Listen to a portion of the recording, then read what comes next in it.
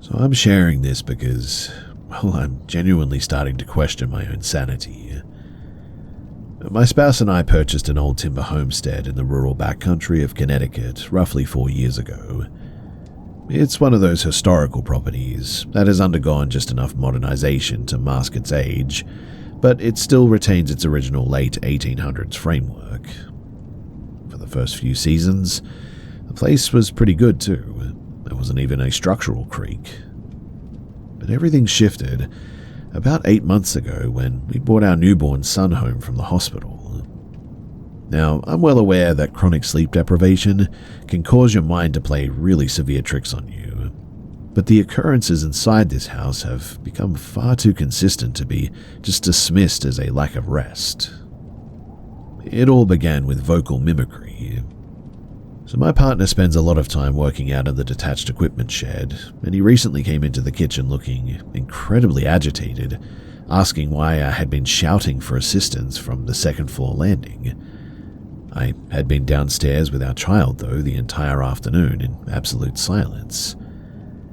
Then, a couple of weeks later, I was in the midst of taking a shower when I distinctly heard him step into the bathroom space, stating, "Hey, I'm running down to the gas station," and click the door shut. When I stepped out into the hall, his truck was gone, but upon asking him later, he had actually departed 20 minutes prior to that moment. The physical layout of the building seems to amplify this thing too. There's a secondary narrow stairwell near the kitchen that was originally built for domestic stuff, and that specific quadrant of the house always carries a sort of heavy and suffocating pressure to it.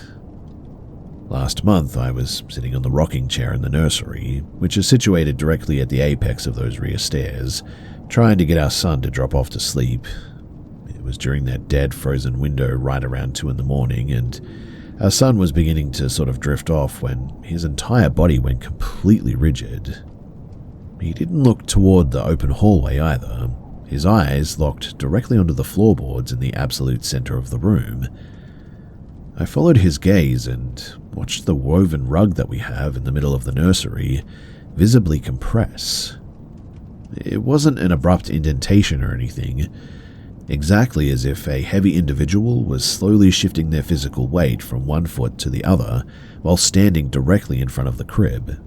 I could hear the old pine joist groaning beneath the weight of this invisible mass, too.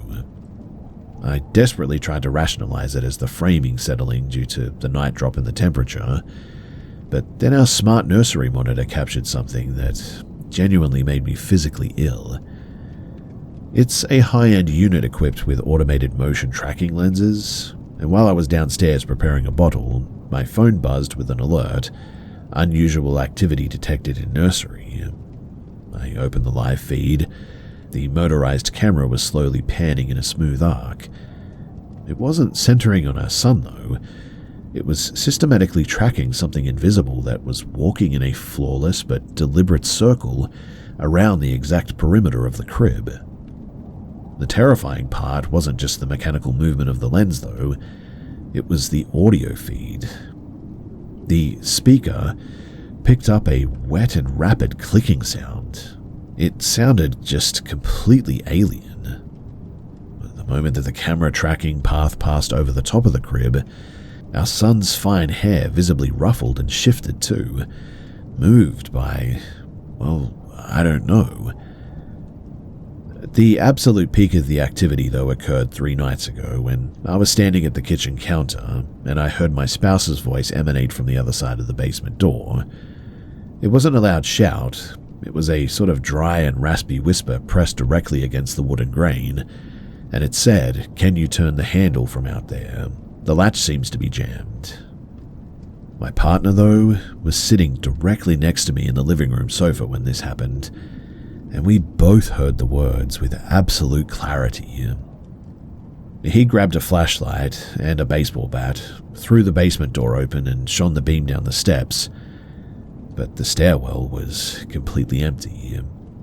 He went down there and checked it out, but he never found anyone. We've now reached a point where neither of us will step foot near the basement levels after sunset, and we've permanently moved our son's bassinet into our master bedroom too. It feels as though the structure completely ignored our presence though, until there was a brand new life inside of it to react to, which is really weird, I know. But has anyone experienced this type of mimicry before following a birth? It's really unsettling, as you can probably imagine. And frankly, it feels incredibly malicious that it's utilizing our own voices to try to manipulate our movements through the dark parts of the house at night.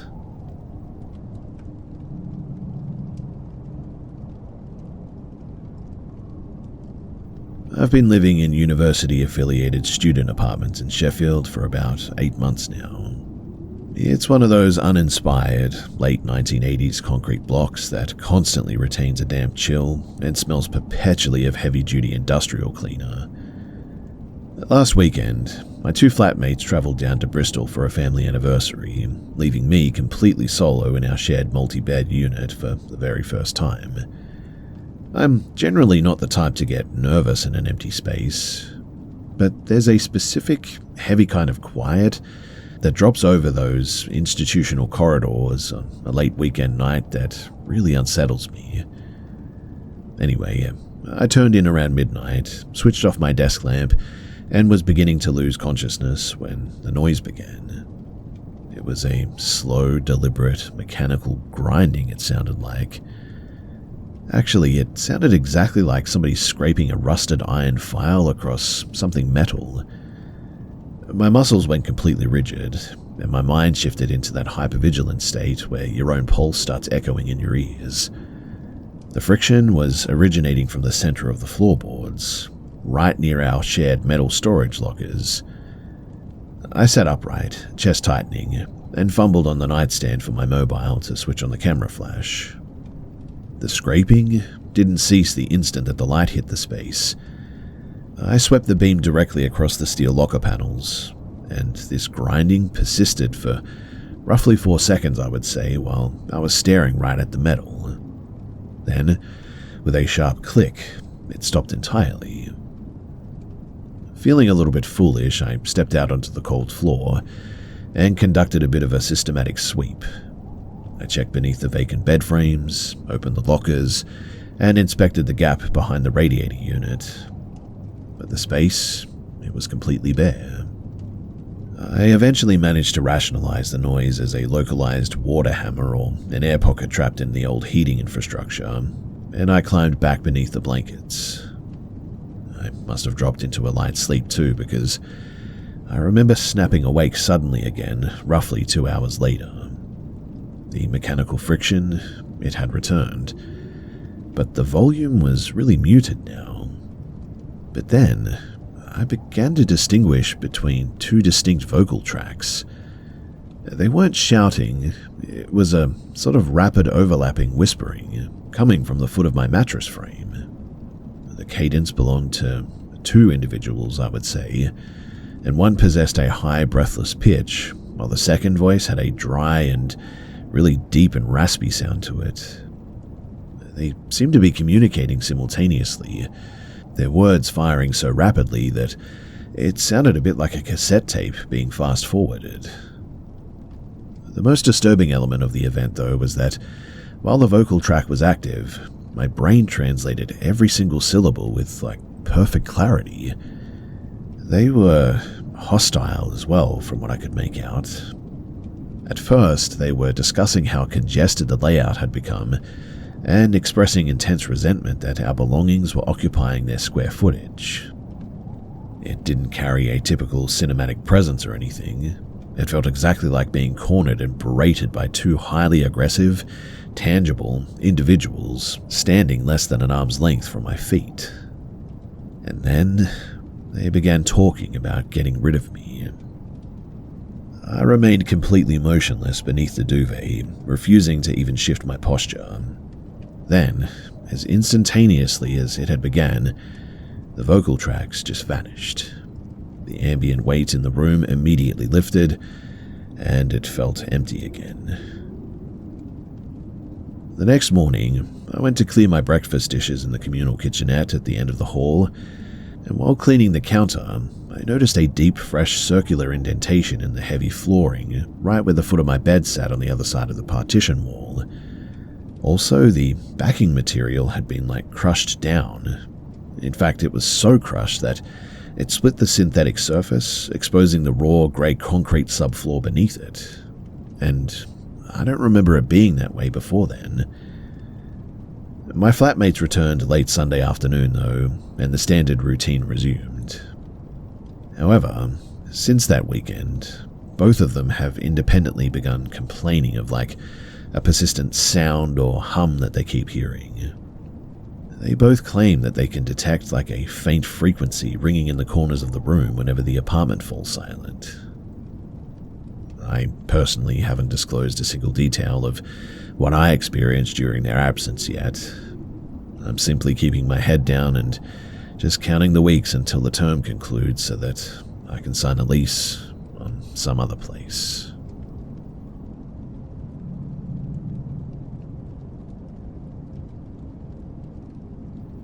I've been debating whether or not to share this because, well, the more distance that I get from the event, the more my rational side tries to persuade me that I simply experienced a bizarre episode of sleep paralysis or something like that.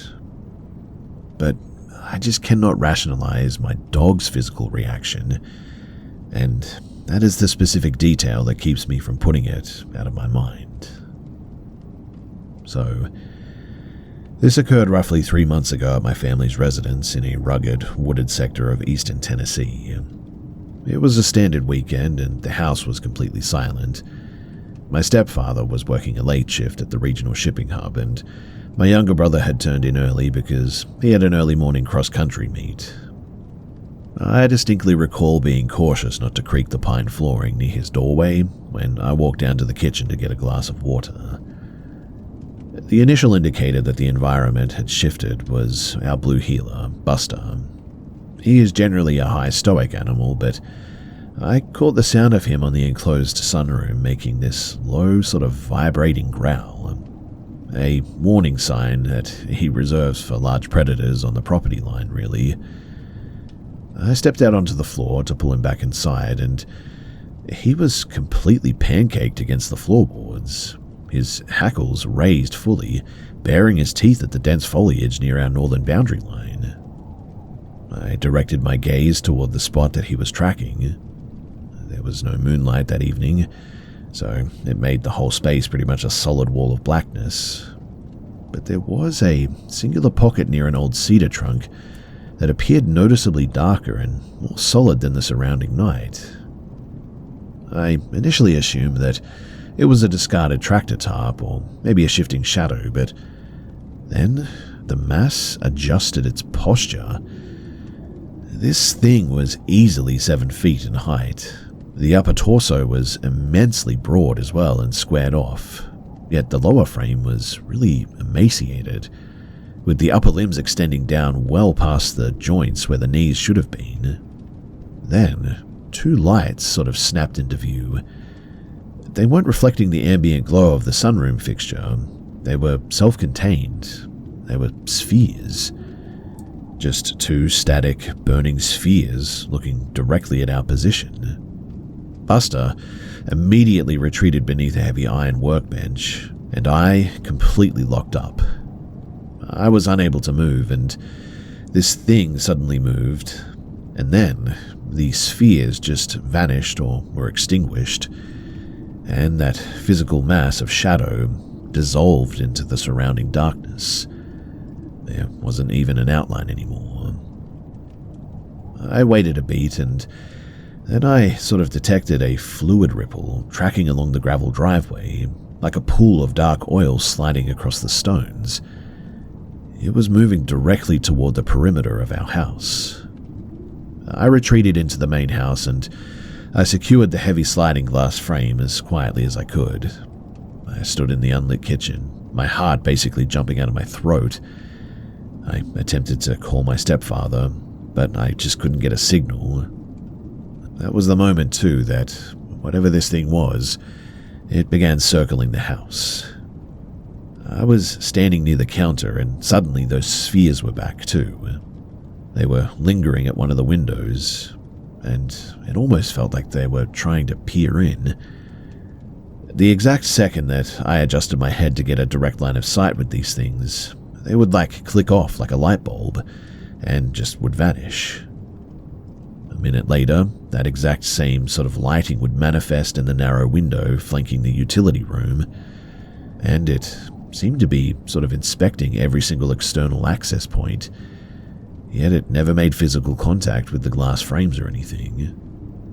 Also, as odd as it was, there was no vibration, no scratching, nothing coming from these lights. There was no sound at all. The most disturbing occurrence, though, that took place near the main hallway mirror. So I was walking down the corridor to verify that my brother's door was secure as well, and as I passed the mirror, I caught the reflection of the rear living room window behind me, and I saw those spheres clearly visible inside of that reflection, hovering static in the dead center of the pane. But when I spun around to confront the actual physical window, the glass was completely vacant. But I could still see them in the mirror. It was like they were visible in the reflection, but not if you looked directly at them. Whatever these things were, they maintained this precise sort of circuit for nearly 45 minutes too, appearing and disappearing at separate window frames, steadily shifting its orientation toward the driveway. The final moment that I saw them, that silhouette again, the dark one, was standing directly over my stepfather's empty parking space. The spheres, they flashed once, remained illuminated for roughly 5 seconds, and then everything just went completely dark. And after that, I didn't see or hear anything for the rest of the night. When I went out to inspect the driveway the following afternoon, I noticed something a little weird where the shape had been standing. There was a really sort of dark patch there, almost like when you look at an oil spill on a brand new driveway. It had that sort of coloration to it, and I know that it wasn't there before. When my stepfather finally drove onto the property at 3:15 a.m. the next night, well, everything had completely normalized. Busta was normal again. He came out from beneath the workbench, and the yard returned to its standard state. I felt completely absurd, attempting to explain the sequence of the events to him the following morning. And I'm completely aware that without some photos, or something at least, it simply sounds like an episode of just, well, sleep-induced tracking errors in the dark or something. But personally, I no longer think that this place is empty.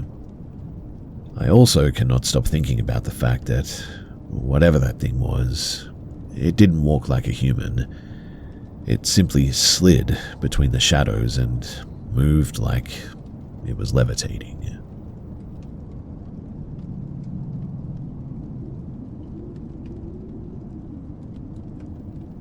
I stopped my late-night visits to the gym at a place in Salt Lake City, Utah, about 5 months ago. I still haven't gathered the necessary composure to terminate the contract in person, opting entirely for home-based training regimes instead. The situation began with a guy that I internally designated as the Sentinel. He was consistently present when I checked in at around 11:30 p.m., a guy in his late 50s, constantly dressed in heavy steel-toed leather boots and a reflective safety vest over a stained canvas jacket. He never used any of the exercise machinery. He just occupied the central weight benches and monitored the main entrance, it seemed.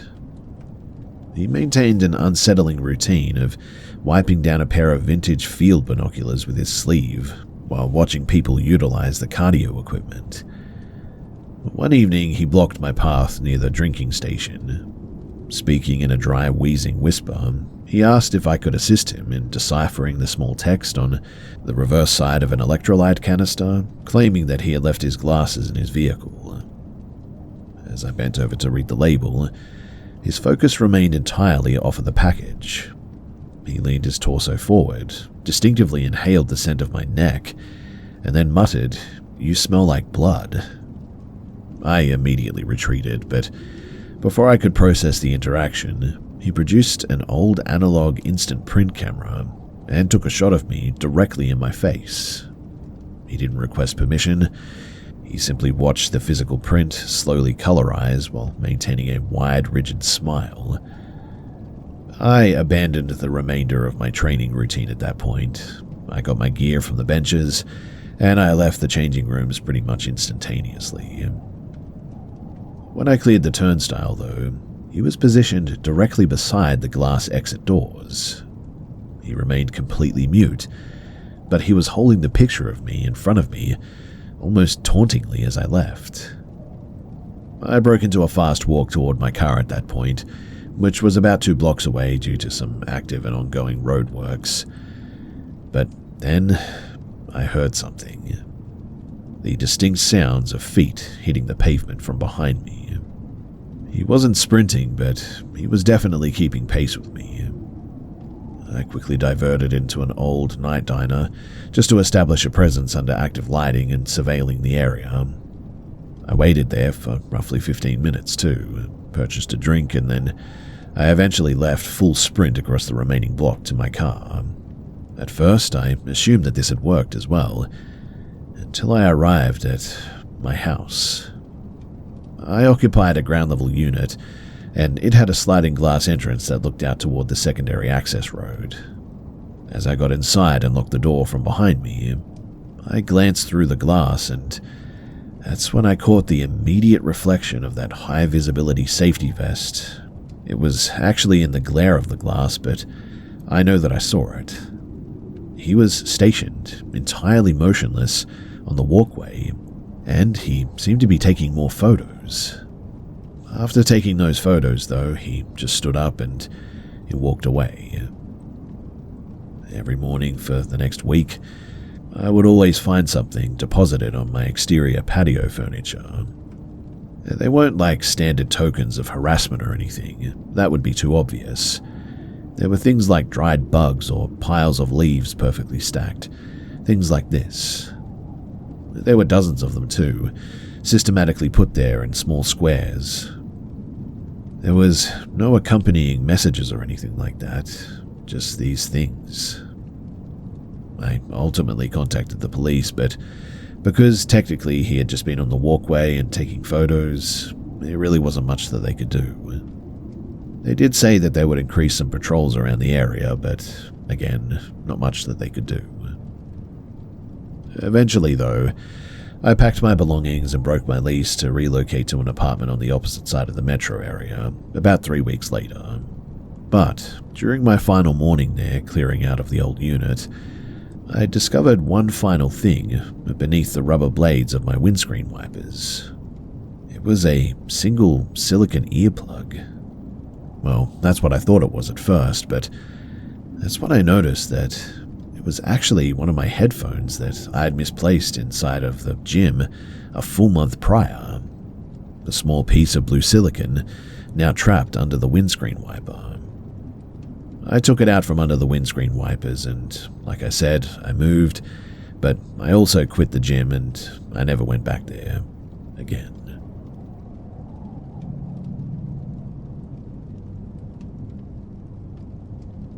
So I've logged thousands of miles on heavy long-haul transport routes between the interior plains and the southern coast. And I am well acquainted with that standard highway trance where the asphalt sort of simply dissolves into a continuous blur. However, the sequence of events that my partner and I encountered 2 winters ago was not an optical illusion. We're both highly practical people, technically minded individuals. She's an industrial logistics analyst, and I work as a commercial refrigeration mechanic. Our entire careers rely on fluid dynamics, pressure readouts, and objective logic. We were transporting our equipment in a pretty heavy-duty vehicle, a vehicle that consumes diesel at a pretty predictable and aggressive rate. We were heading toward an overnight layover. Right around 9:30, the navigation system diverted us off of the highway onto a series of unsealed state roads that weren't merely remote, they felt completely prehistoric. We had been ascending a steep ridge and navigating winding, unpaved terrain for nearly 90 minutes, I would say, and yet the fuel gauge remained fixed precisely at 65%. It didn't fluctuate even a millimeter. Even the onboard computer's digital range remaining calculation stayed completely frozen. It was exactly as if the vehicle was tracking across a map grid, but it was like we weren't losing any fuel or anything. Then, the homesteads began exhibiting, bizarre behavior. We noticed that every property that we had passed was totally devoid of any light. No security lanterns, no internal lights, nothing but cold iron and timber. My partner remarked with dry irony, "Watch the next one light up like a football stadium." And sure enough, we rounded a sharp curve and encountered a small cottage with every single external fixture, including 3 floodlights and an overhead workshop bar, blazing intensely into the dark. Which was really weird because it almost felt like the environment or something was actively processing our conversation in real time, instantly generating whatever concept we specified.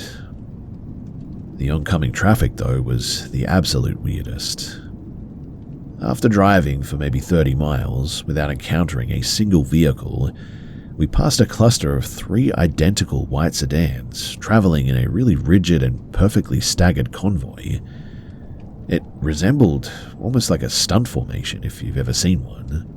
And exactly 15 minutes later, we passed the identical 3 white sedans again, traveling in the exact same direction. They maintained the same distance apart, the same faded paint trim, and the same missing hubcaps on the rear wheels. There were absolutely no junctions, access tracks, or turnoffs where those vehicles could have looped back to pass us twice like that. It was like we were seeing things twice. The lack of life, though, was suffocating in this place too. I track game regularly, so my eyes are always scanning the shoulders for livestock or things of this nature. And for nearly 60 miles, there wasn't even as much as a single moth hitting the windscreen. No livestock, no chickens, no birds, nothing. The only thing out there that we encountered was a coyote standing motionless in a drainage ditch.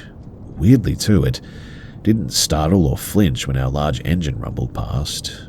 It just stood there, rigid, staring straight ahead with tiny dull eyes that completely failed to reflect our high beams. And I know that this is going to sound a little bit weird, but it almost looked like a low-resolution physical model that just hadn't finished forming. That's really the best way that I can describe it. Our old dog, though, who is typically an immovable fixture in the cabin, was now trembling violently under the rear bench.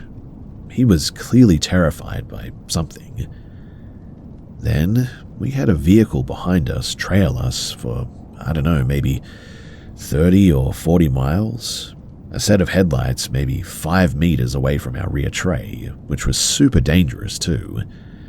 My partner kept monitoring the side view mirrors, her face draining of color more and more, and she then informed me that the lights were not from a vehicle, but they were, morphing is what she said.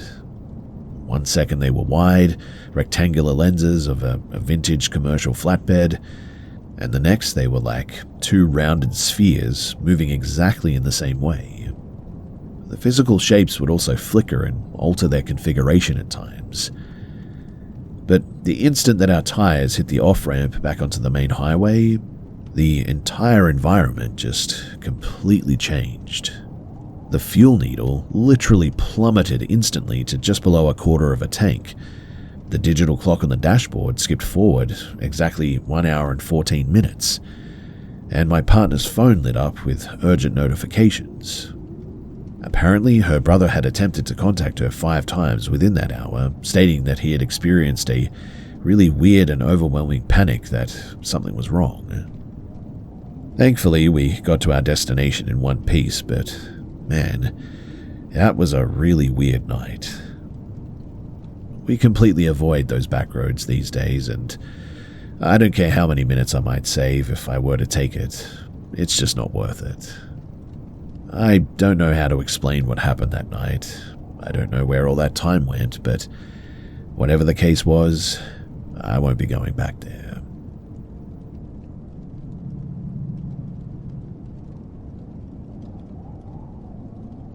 So I was awake well past midnight at the dining table, organizing a complex set of inventory spreadsheets to decompress after a shift and just get some work done. The place was completely silent, except for our chest freezer. My partner had drifted off on the armchair in the adjacent lounge. I could see them because of the TV screen's light. I wasn't looking directly at the lounge too when something happened. I was looking into the polished glass of the entryway display cabinet, which provides a direct angle reflection of the seating area. And in the reflection, I watched a towering, emaciated black shadow emerge from the recess of the linen cupboard, not stepping through the door, but appearing to unfold directly out of the timber framing of the wall cavity itself. Now, it did not look human at all. It didn't even move that way. The form was easily 8 feet tall, with skeleton limbs that were completely disproportionate to its torso. It positioned itself directly over my sleeping partner, bending its upper frame forward until its facial plane, if that's what you can call it, was less than 2 inches from their forehead. I went completely rigid. I was entirely alert and hyper-focused on this thing too. This thing then pivoted its upper torso toward the dining room, immediately noticing me. It didn't have any eyes, and there were just these 2 deep, non-reflective, matte black cavities where I should have been. I then heard in my head, "This one is marked." Then, a raw, protective panic overrode my paralysis, or whatever it was. I stood up from the table, strode directly to the threshold of the lounge room, and shouted, "No, they aren't. Get out of here." I reached into my pocket and pulled out my pocket knife and started thrusting it forward to try to assert myself. The reaction was immediate too. This thing just suddenly compressed into a ball of shadow and literally dropped straight through the floorboards. Our old terrier, who typically flees from loud noises, lunged into the center of the room. And then suddenly, this ball of shadow came back through the floor, came straight towards him in a beeline, and went straight through the dog. Our terrier let out a sharp yelp when that happened, and seemed to be physically thrown backward by it, his head twisting to the side. He scrambled up immediately, his eyes trying to track this thing. I grabbed a heavy iron fire poker nearby, the nearest solid object within reach, and I began swinging this metal thing through the empty space and screamed for this thing to leave. A fraction of a second later, this weird concussive sound reverberated through the framework of the entire house. The heavy steel door of our upright pantry buckled inward a little bit, and the metal shelving brackets inside literally sheared off the walls, sending everything in it crashing down and just breaking everywhere. Both of our dogs were now tracking the ceiling as well, their heckles raised and growling the entire time. After a moment of watching them do that, everything went quiet. My partner obviously woke up with all the noise, and I had to explain to him everything that happened. During the cleanup of the pantry later that morning, I think I discovered the source of that weird concussive reverberating. One of the heavy iron bolts driven deep into the framework behind the plaster during the home's original construction, I think, had been violently pulled out of the wood. What I mean is that it hadn't just vibrated loose and it was loose to begin with or anything. It had completely pulled out timber and all with it. After that too, the atmospheric weight that this house always had, especially in the corridors, and it had been getting worse for months up to this point, just completely vanished. The dogs and their weird behavior stopped as well. It did take us a few weeks as well, but eventually We did fix everything and, well, the house is back to normal.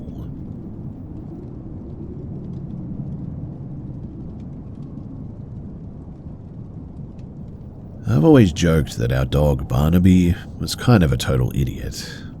He's a massive 90-pound Newfoundland mix with a big white patch on his chest and one random tan spot on his back leg. Usually he's just a complete klutz too, always misjudging distances, literally tripping over his own paws and whimpering if there's a slight draft in the room. Last Friday night, I was down in my basement workshop tinkering with an old generator. A heavy winter rain was hammering against the high windows and the whole basement felt really damp and cold. I adjusted my work light, and that's when I noticed Barnaby sitting perfectly upright on the top of a 6-foot-tall steel storage cage in the back corner. Now, Barnaby is terrified of that basement. He won't even look down the concrete stairs, let alone come down them. But there he was, perched completely still on a wire mesh roof that should have buckled under his weight, staring right down at my workbench. I wasn't just startled. I felt this deep physical wave of just pure revulsion. The hair on my arms stood dead straight, too. Hey boy, I muttered, my voice sounding thin and really echoing weirdly against the brick at this point. How did you get up there?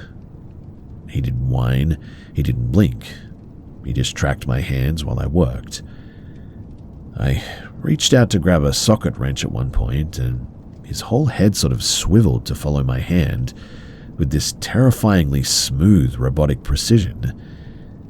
That's when I noticed that it didn't look like a dog watching something. It felt like something else. I reached into the bin where we keep the dried liver treats that he usually goes crazy for, and tossed a handful at the base of the cage. They scattered on the ground right below him, and he didn't even look down at the food. He just kept those wide, unblinking eyes locked dead on my face. I decided then that I was done for the night. I started cleaning the bench up, but the second that I stepped toward those stairs, this thing made a sound. Now, it wasn't a growl or a bark. It was a really weird metallic chattering is the best way that I can describe it. Like a electrical relay switch flipping over and over again. I completely freaked out upon hearing that. I didn't care how crazy I looked. I grabbed a heavy steel pry bar from the rack, held it up and shouted at him to get down. Now, any normal dog would have bolted or cowered or something, but this thing just stood up slowly. It stretched its front legs out to climb down, and for a split second, its leg joints looked like they were bending completely backward. It dropped to the floor, making a dull, wet, and heavy thud against the concrete slab. It didn't run, it just walked, with this deliberate, stiff, and unnatural pace, straight into the dark corner of the crawlspace drainage pit. I didn't follow it. I lunged up the concrete stairs, slammed the heavy wooden door shut, threw the deadbolt, and wedged a thick metal pipe under the handle. My hands were shaking so badly that I could barely hold my keys. And then, less than 10 seconds later, I heard a familiar, lazy tail wag from the living room. Barnaby was curled up tight in his dog bed right by the heater where he normally is, looking groggy and annoyed that I'd made so much noise. He had clearly been asleep there for some time. The next morning, I went back down to check the workshop. The liver treats were still sitting on the floor untouched, but right where that thing had been sitting on the top of the steel cage, the metal mesh seemed to have snapped. The heavy wire hadn't just bent as well. It looked like it had been cut by a laser cutter or something. Well, I've been down there back in the workshop a few times, but never after 5 p.m. since then. I'm starting to think that whatever is down there, well, it can have that space at night, and I'll just keep that door locked, with that steel pipe reinforcing it, for good measure.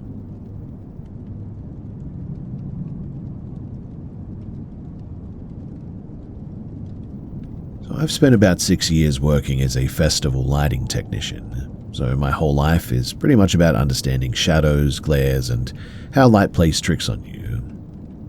3 summers ago, my family stayed at this massive old heritage hotel up in the hills of Daylesford, Victoria.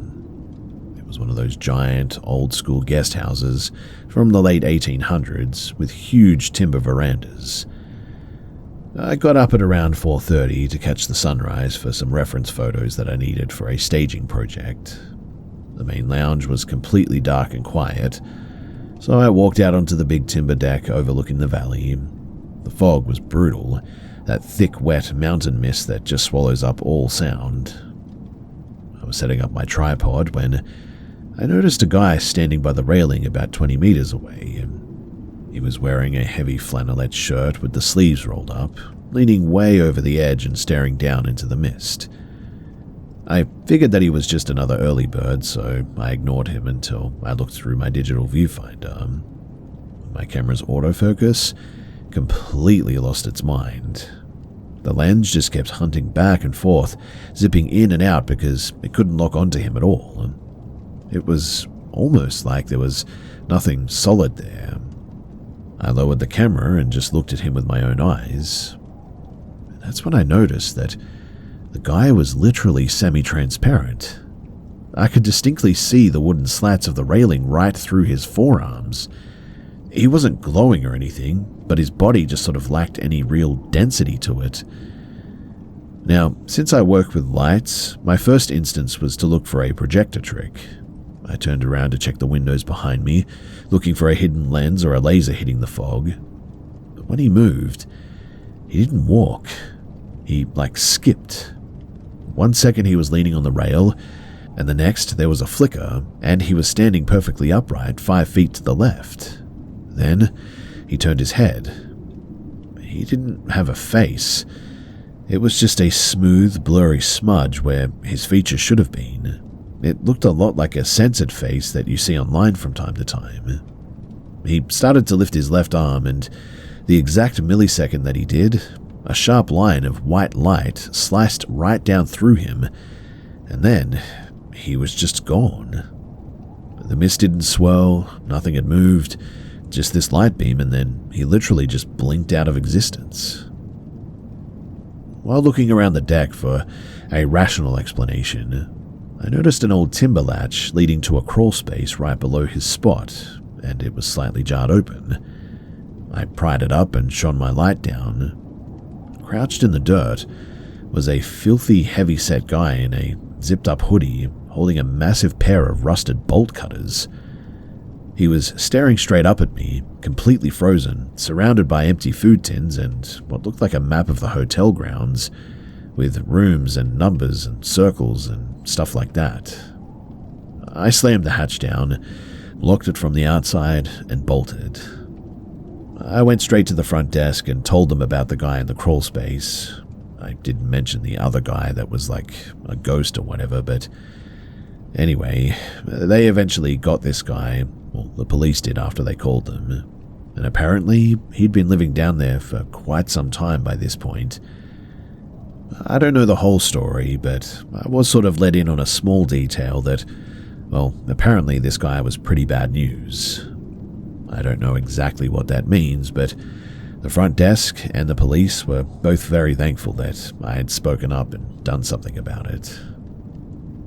Anyway, that is probably the strangest thing that I've ever encountered in my entire life, and honestly, I don't know what to make of it.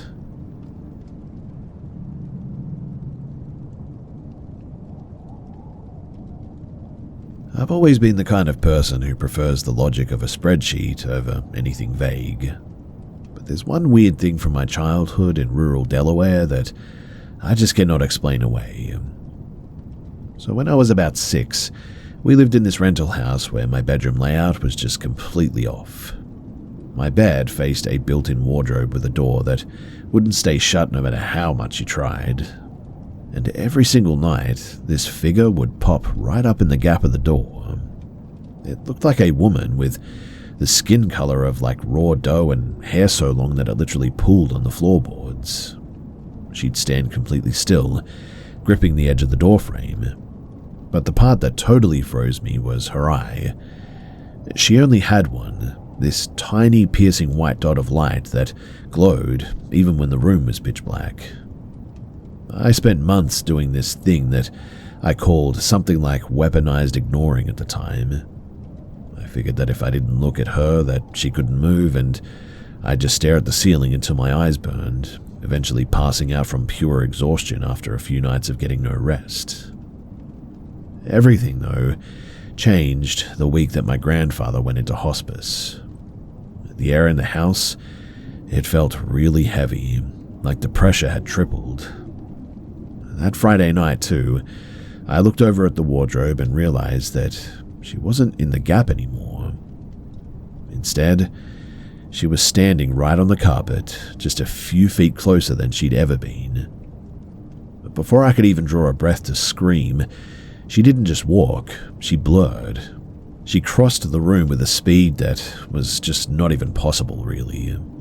Her face was so close to mine all of a sudden that I could smell this really weird sort of chemical smell. My vision suddenly went totally black, and all I remember is being dropped into this most intense and terrifying dream of my life. In the dream, it was a beautiful sunny morning, and I walked through the house, but it was like a total vacuum. My parents' cars were gone, my baby brother's crib was completely empty, and there wasn't a single sound of birds or traffic outside or anything. I ran to my back room, sobbing, and the camera of my dream suddenly sort of zoomed in on the corner of the nursery next door. It was an old white wicker rocking chair that we didn't own, and sitting on it were two toys that I'd never seen before, a tattered rag doll and a blue stuffed elephant with one missing button eye.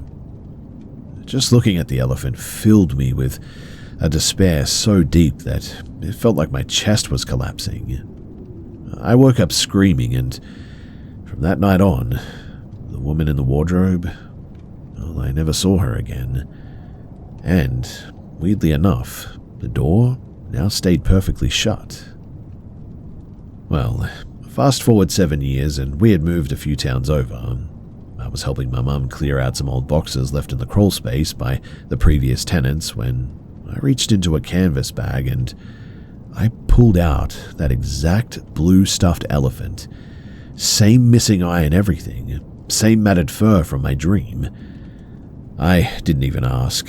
I ran it straight to the big bin at the edge of the property and buried it under the trash. Even now in my 30s, I can't handle a room where a closet door is ajar. If I wake up and see a sliver of darkness in a doorway, I have a literal full-blown panic attack sometimes. When we cleared out the rest of that box later that afternoon, my dad found a heavy vintage steel sewing needle driven deep into the wood of the crate itself. It wasn't normal sewing gear too. The thick metal had been bent into like a sharp, jagged hook by hand, and the tip was caked in a dark, dried residue that, well, looked a lot like blood. I've looked into stress-induced night terrors before, but a brain trick doesn't explain the elephant. And that's the thing that has always stuck with me all these years, and why I cannot just dismiss it.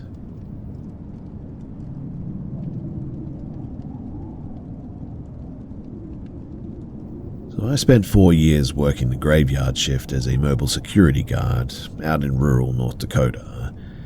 The facility that I was at was this massive mid-19th century brick asylum that the county had gutted and turned into climate-controlled vaults to store old pioneer-era ledgers and land deeds, I think, or something. Anyway, it looked pretty cool during the day, but by 2 o'clock at night, those long hallways felt incredibly heavy and were dead quiet. Now, I'm a pretty practical, routine-driven guy.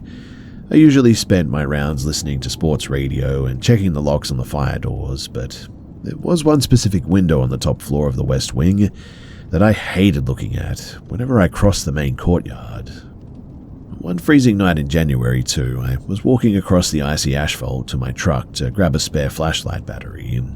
I accidentally glanced up at the dark windows of the upper records room. and even though the indoor lights were turned way down to emergency mode, I could see something pressed flat against the glass. At first, my brain thought that it was a big antique white serving platter someone left on the sill, but as my eyes adjusted, I realized that it was a face. It was perfectly round, completely flat, and had the dull chalk look of unpolished bone. It had a nose and a mouth, and 2 eyes that I could see, but the absolute worst part of it was the body attached to it. It didn't have a torso or arms. The round head was hooked up to a thick segmented stalk, looking exactly like the pale fleshly underside of a massive millipede. The whole thing just stretched backward into the pitch-black room behind it, and it had to have been at least 10 feet long, slowly coiling and bunching itself up against the wooden window frame. It didn't move like a normal animal too. It sort of ripped with this slow rhythmic twitch. The best way to describe it is like a deep-sea creature moving in a current. A wave, though, of just pure physical nausea hit me so hard that I had to lean against the hood of my truck. I forced myself to look away, my heart going so quickly that I thought that I was having a panic attack, and I didn't look up again until I was locked safe inside of the main guard shack. While checking the perimeter fence line of that wing the next morning, I found several pictures or photos that had the eyes neatly cut out of them, and I know that they weren't there the day before this. Later at the shift handover, the older guard that I was relieving, a guy named Vance, who had been on this contract for some time now, noticed that I looked completely ghost white. And before I could even log out of the computer, he leaned back, tapped his coffee thermo, and mumbled, "You saw the dinner plate up in the West Wing, didn't you? Don't look at it. It just sits up there, man." I hadn't said a single word about my round. I hadn't even hinted that I looked up at the top floor. But he knew exactly what it was. That flat circular face on that thick millipede body. He told me that the thing didn't have bones, apparently. It just sometimes is there when people walk past and they see it. Apparently it's never done anything to anyone, but it certainly freaks a lot of people out. Anyway, a week later, I had to do one final check of that room before quitting, and right along the inside wooden sill of that specific window, I noticed that the old trim there, well, something had been eating away at it. The bare wood was coated as well in this thick, sticky, slime that smelled incredibly strong, like a mix of ammonia and wet concrete almost. It was horrible and not normal, that much was clear. Anyway, I handed in my notice the next morning, and I still live in this area, and I still like old historical buildings, but I keep my eyes on the ground these days and try to stay away from places like that. And I know that people might have some questions about this thing, but really, I've given you everything and all the information that I have.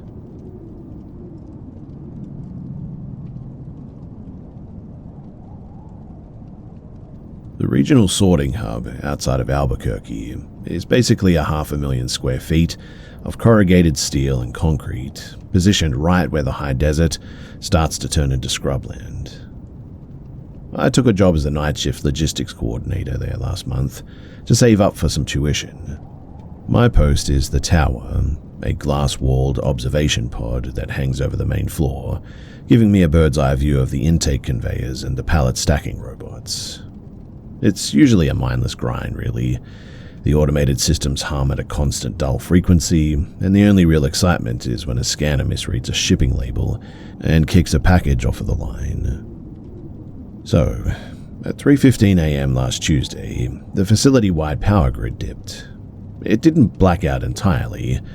The entire light array just sort of shifted from standard white to a deep monochromatic amber. The heavy automated conveyor line, which usually moves at a steady, synchronized pace, came to a dead stop.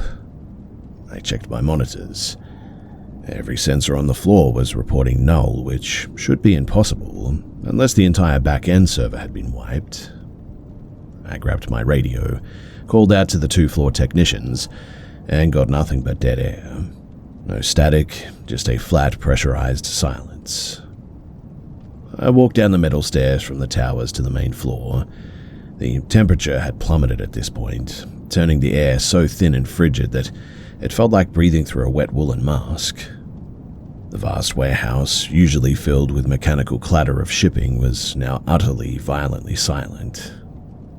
When I reached the main intake zone, I saw the technicians standing perfectly still in the center of the loading bay. They were facing the wall, their hands flat against the corrugated metal, their fingers spread wide. The palms of their hands were pressed so hard against the steel that the metal was bowing inward around their knuckles. I called their names, but they didn't flinch. I walked up behind the tech guy, Gary, and tapped his shoulder. But he felt like he was carved out of wood, rigid and completely unresponsive. As I stepped around to see his face, I realized why he wasn't moving. His eyes weren't closed, they were wide open, staring at the corrugated metal wall, but where his pupils should have been, they were just tiny, perfectly circular mirrors reflecting the light of the room. He wasn't even breathing. A sort of black fluid was also leaking from his tear ducts, tracing perfect geometric lines down his cheeks before evaporating into the air before it could reach his collar. I backed away, stumbling over a discarded pallet, and as I did, I glanced at the conveyor belt. The heavy plastic-wrapped pallets of merchandise were just sitting there, and that's when I noticed that they were slowly sinking into the solid steel floor plates, as if the concrete had turned to liquid mercury. I could see the cardboard boxes warping as they pulled downward, the pressure crushing them into thin, flat sheets as if they absorbed into the floor. I didn't try to pull them away. I didn't try to wake them up either. I just turned and sprinted for the emergency exit on the north side. The heavy steel door was still locked from the outside, which was actually a violation of every safety code that we had, but I didn't reach for my keys. I just shoved my shoulder into the frame and the metal gave way like warm wax, tearing off the hinges without a sound. I ran to my truck, scrambled to get the engine turning, and didn't look back at the warehouse until I was 5 miles down the highway. My hands were shaking so hard that I could barely grip the steering wheel. When I finally stopped at a 24-hour station in Santa Fe to get a coffee, I checked my work phone. The app for the security camera was still live. I clicked on the feed for the loading bay and the cameras were working, but the footage was inverted. The floor was now the ceiling and the 2 technicians were standing on the surface of the warehouse roof, staring down at the empty concrete floor. Their bodies were twisted at weird angles, limbs overlapping in impossible loops, their spines bent into like concave arcs.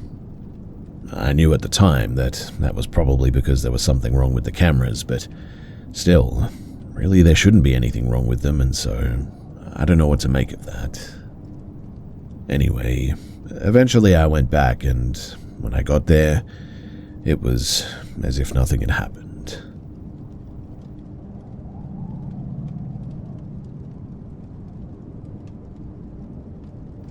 I grew up in an old, sprawling farmhouse in New Hampshire. Looking back on it now, the unwritten protocols that we lived by inside of those walls, it felt less like domestic routines and more like the frantic logic of a severe delirium. My parents purchased the property in the early autumn of 1998, and from the very first afternoon, a small faded oil painting of an empty canal hanging from a rusted iron peg in the pantry always freaked them out. During the final walkthrough, the previous tenant, a deeply eccentric elderly widow, warned my father with absolute gravity that if that specific frame were ever unhooked, the equilibrium of the structure would permanently fail, is what she said apparently. My father was a completely pragmatic, level-headed contractor, yet he guarded that cheap landscape with an unsettling intensity. For over a decade, it was never touched. When I was roughly 4 years old, I began having frantic repetitive arguments with my mother because I wanted to go down into the stone root cellar to help the other boy clear the wood. I would insist to her that his guardian was forcing him to stack old cedar crates in the dark and that he was strictly forbidden from speaking aloud to me. My mother, desperately attempting to suppress my terror, consistently dismissed it as a hyperactive imagination, but she immediately installed a heavy brass deadbolt on the cellar door and turned the key every single night. The subterranean level of that house was an absolute maze of damp foundations too. It contained a half-finished laundry area that smelled intensely of scorched wire, a small water closet where the basin had been ripped out and the drain line was plugged with a heavy rubber expanding stopper, and a dark storage inlet where my father kept his redundant mechanical tools. My siblings and I used to navigate that space a lot, but we maintained a rigid sort of unspoken contract, I guess you could call it. No one ever remained in the laundry area if the light bulb in the tool area went out. It always felt as though the darkness of those foundational corners were physically heavier and more opaque than the natural shadows should be. It was a weird place and we all knew it. But then there was this man who lived across the gravel road, an isolated neighbor named Gideon, who occupied a dilapidated timber cabin. He was well into his late 70s and had developed a persistent sort of habit of dropping off bundles of kindling and stacks of outdated farm journals on our rear porch between midnight and dawn. He was utterly convinced that our family was freezing to death because he rarely observed soot or exhaust rising from our external furnace stack. My father, he was forced to manually haul the wood back across the road every weekend too, an action that resulted in Gideon standing silently at the edge of the clearing, tracking our movements through heavy field binoculars while we played in the grass. The most severe incident involved Gideon occurred during a humid afternoon when I was about 5, I think. I was playing near the boundary line of our property when he just sort of materialized from the dense briars, telling me that there was an injured hawk in the brush that required my attention. He gripped my arm and began guiding me toward the thickest section of the timber. My older sister, who was only 7 at the time, spotted the interaction from the porch and came sprinting down the incline, hurling heavy gravel rocks at him until he finally released his grip on my clothing. My father immediately contacted the local sheriff's department, but the intervention did little to stop Gideon. He would simply park his old utility truck at the very edge of the property, staring fixedly at our front entrance for hours. Gideon, he passed away due to a sudden heart attack, and when the liquidators finally gained entry into his cabin, they discovered that he had completely sealed every window from the interior using thick plywood sheets. And he had meticulously reconstructed our entire household floor plan across his main living room wall using red pushpins and industrial twine. Following his death, the farmhouse became active in a way that felt as though the space itself was trying to break a sudden silence. We would return home from school to discover the heavy rear sliding door thrown completely open and the kitchen microwave running on high, the internal glass platter spinning completely empty with the digital counter set to 9999. Absolutely nothing was ever stolen or displaced or anything, but the kitchen, it felt weird. When my parents eventually separated years later, and the rooms were stripped half bare, the occurrences turned distinctly aggressive. My older sister, she was managing a load of linens late one evening and left a completely full, factory-sealed container of industrial liquid starch resting on top of the washing machine. She stepped away for less than 10 minutes, and when she returned, the jug was lying on its side in the center of the concrete floor, completely drained of its contents. The plastic safety seal had been cleanly sliced away with a blade almost and was resting on the lint trap, while the screw cap had been placed with precision over the exact center of the floor drain. On another occasion, I had this old battery-operated electronic toy organ in the basement, a cheap plastic unit manufactured in like the mid-1980s, I think. But the internal cells had ruptured and leaked corrosive acid everywhere years prior, making the circuits entirely dead. But one afternoon, while I was rummaging through some storage for some work boots, that dead toy began suddenly broadcasting. The notes were severely dragged and distorted, and dropped in pitch, sounding as though it was on its last legs, but I abandoned the boots entirely and bolted up the stairs because, well, I knew that was pretty much impossible. The upper level offered no reprieve, too. I was resting in my bedroom one day when the latch on my door clicked open, and a solid dark silhouette roughly the size of a bird sort of shot out from the hallway and dove straight beneath my heavy oak chest of drawers. Convinced at the moment that a bat had somehow entered the house, I shoved the heavy furniture away from the wall, but there was absolutely nothing behind it, except for some dust. Even my mother, who steadfastly refused to acknowledge any anomalous behavior in the house, completely broke her silence while preparing the property for an open house showing. She distinctly heard her sister's voice, extremely clear, sharp, and high-pitched, calling her name from the master suite. She entered the room under the impression that my aunt had arrived early to assist with staging, but the room was empty. When she called my aunt, she discovered that she was still driving the interstate over 60 miles away. The definitive break, though, occurred while I was taking a shower. So the stall was enclosed by this thick, frosted glass paneling, and I heard a sharp, distinct knock against the frame. My sister's voice clearly stated that she needed to get the medical kit from the wall cabinet.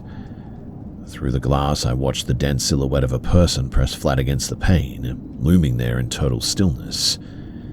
The figure remained completely motionless for 5 minutes at least, without shifting its weight even a single inch.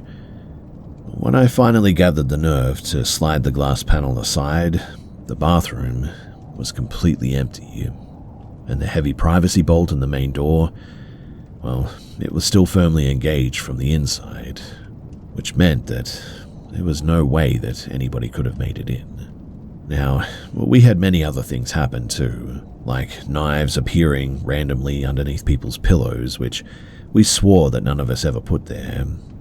On one occasion, the house almost burnt down because the stove was on that, again, we all swore that we hadn't turned it on. We officially transferred the deeds to the property the following week after that shower incident, though. I occasionally locate the farmhouse on Google Maps from time to time, and I find myself wondering if that old faded painting of the canal is still hanging on its peg in the pantry, or if the subsequent residents were pragmatic enough to take it down. Considering the property has been relisted on the rental market 3 separate times over the last 4 months, I am highly inclined to believe that, well, they must have moved it.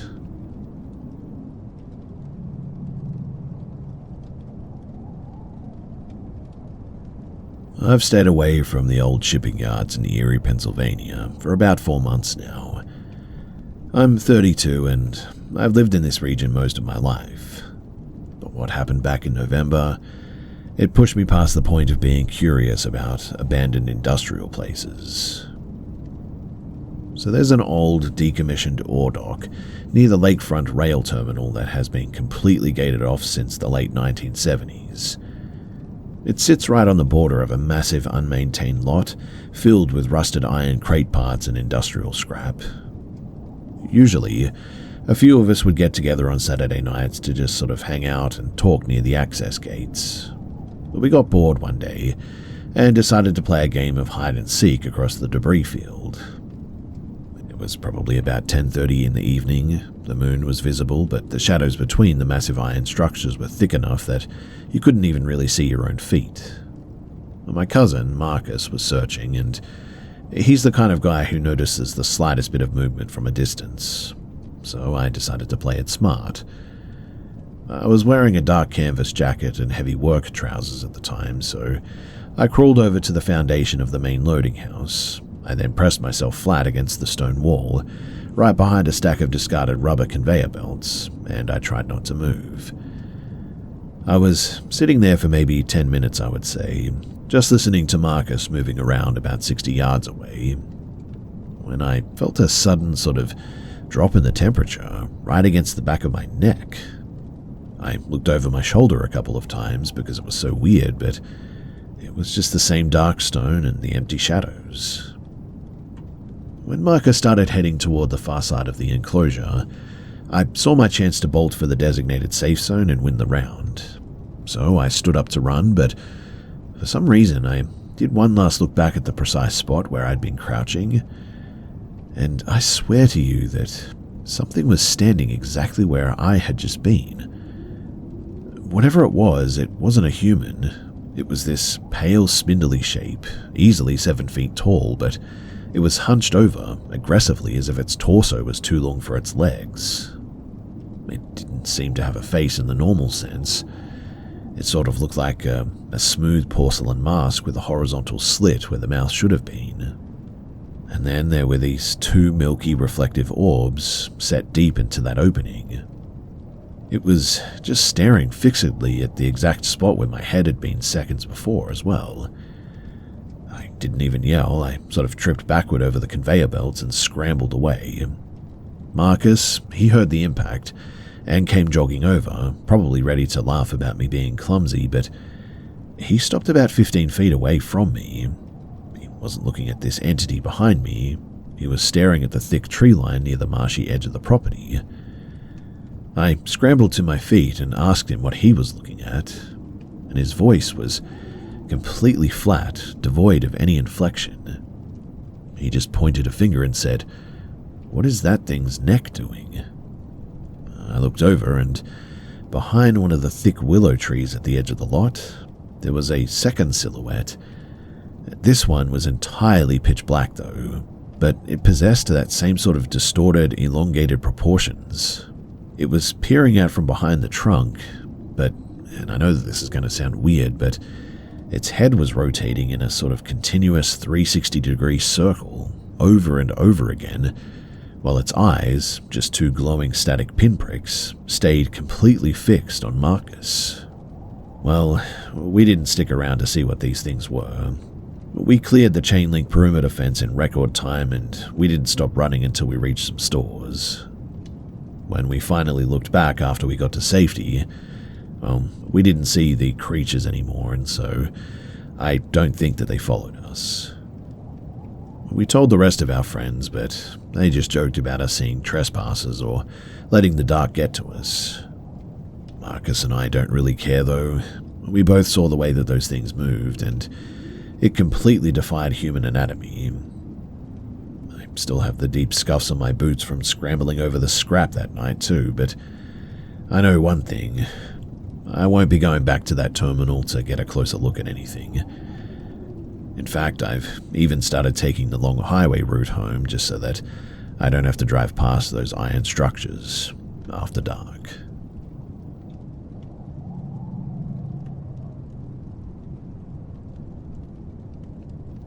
This happened when I was about 27 years old. So my spouse and I had traveled to Boston, Massachusetts for an anniversary trip and had rented a historic suite inside of a converted 18th century brick brownstone right in the North End. The place, it had incredible character. Massively exposed timber beams, uneven pine floors, and that dense, heavy quiet that you only really find in the oldest parts of New England. Our reservation was for Suite 3, located on the 2nd floor of the building. The first few days of the trip were perfectly routine too. We spent our time exploring the old burial grounds, walking the Freedom Trail, and eating at some local places. We finally made it back to the building at around 10:30 on a Tuesday, completely drained from walking the brick hills. Now, I distinctly remember securing the heavy iron deadbolt, locking the security latch on the frame, and also checking that the sash window was firmly latched down. Now, I'm an incredibly dense sleeper once I drop off, but my partner is a hyper-vigilant sleeper who wakes up if a floorboard creaks anywhere in the hall. We were both asleep by midnight, but at exactly 2:40 in the morning, I snapped into full consciousness for some reason. I wasn't lying down under the covers. I was standing perfectly upright, balanced on both feet, in the center of a room that I'd never seen before in my life.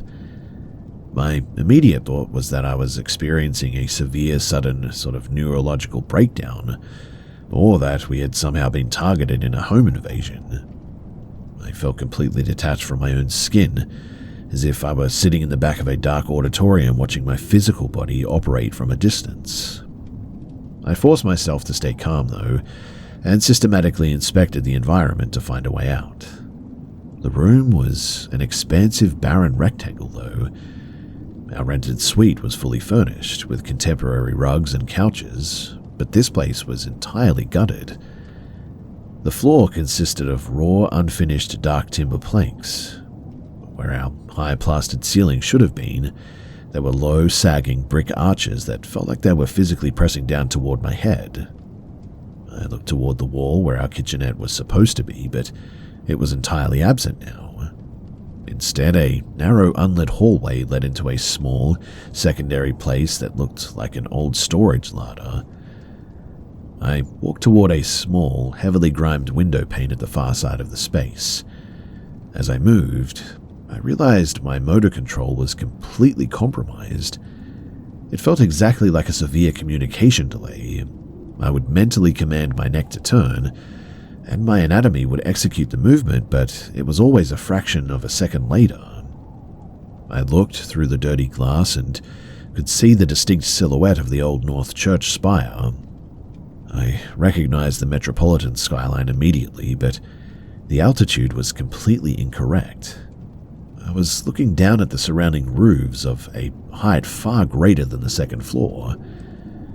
I turned back toward the center of the bare floor and noticed a set of double wooden doors.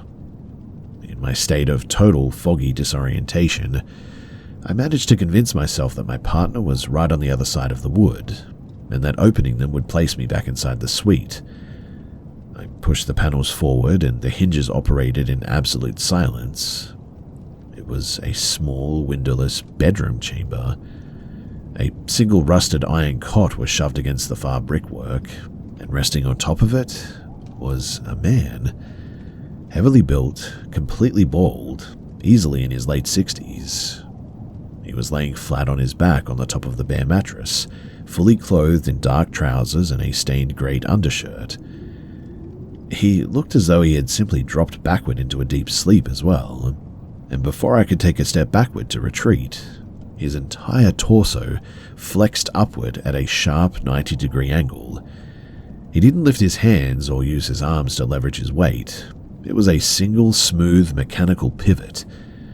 He sat perfectly upright too, staring blindly into the darkness with completely vacant and expressionless eyes. I immediately began to stammer, terrified that he was about to lunge at me. I started to apologize frantically, telling him that I was completely lost and that I was trying to locate Suite 3. The man didn't exhibit a single trace of anger or surprise, though. He simply stared directly through my chest and spoke in a voice that sounded like heavy stones grinding together in a mixer. "This is Suite 8, he said. That was the entirety of the interaction. He didn't ask how I bypassed the perimeter, and he made no move to alert anyone. The instant that the last syllable left his mouth, though, I felt a violent physical shove against my shoulder blades from behind, despite the fact that the space behind me was completely empty. The very next second, I was standing on the exterior side of a heavy closed door, out in the building's main central stone stairwell. There was no audio of a bolt sliding or footsteps moving away on the other side of the wood, just dead, stagnant quiet. I looked out of the small window in the stairwell landing and realized that I was standing on the absolute top floor of the building. I turned and bolted down the steps, nearly losing my footing on the stone. I reached the door of Suite 3 and physically traced the brass number on the wood with my hand to ensure that my senses weren't actually failing me. And that's when I began hammering on the door with my fists, yelling for my partner to unlock it. When the lock finally turned and I was let inside, my partner was visibly shaking, holding a heavy iron fireplace shovel. They explained that they had awoken suddenly to find my side of the bed completely empty, while the main entrance door remained fully deadbolted, and the security latch was still fixed in place too. They were entirely convinced that someone had somehow entered the room and extracted me through that window, even though our suite was stories above the pavement.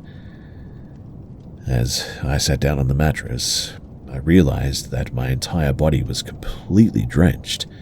My t-shirt, my underwear, and the linen sheets where I'd even been sleeping prior to the incident were completely saturated in just sweat. In fact, it almost felt like I had just crawled out of a pool. Neither of us slept for the remainder of the night. I spent the hours until dawn quietly reciting every old prayer that I could remember from my youth, just trying to keep the bedroom walls from feeling like they were actively closing in on us. The following morning, we didn't even discuss what had happened. We simply left the apartment and took a long, silent walk through the Boston Common to clear our minds. We passed a small shop near the burial ground, and we purchased a small chunk of black tourmaline. The person behind the counter, they mentioned that it was traditionally used for stabilization and personal protection. We brought it back to the suite and slid it directly beneath the frame of the bed. We also began leaving small tokens on the brick mantelpiece, a small pour of bourbon and some local pastries. It felt completely irrational, but we desperately wanted whatever force was present in that building to recognize that we meant no disrespect to the space. We were desperate. Surprisingly enough, though, the adjustment actually seemed to alter the environment a bit.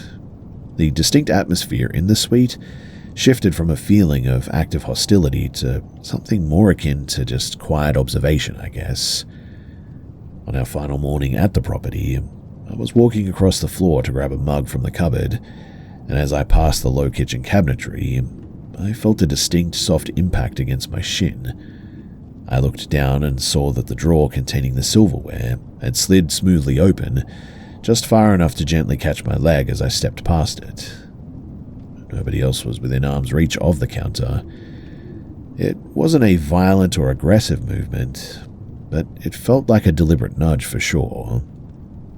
I actually spoke out aloud to the empty room, feeling completely crazy, but saying thanks, and for the first time in like 3 days, the temperatures in the kitchen didn't feel freezing all of a sudden. Now, before we officially checked out and departed, my curiosity completely overrode my caution at one point. So I walked back up the central stairwell to the top floor to locate Suite 8.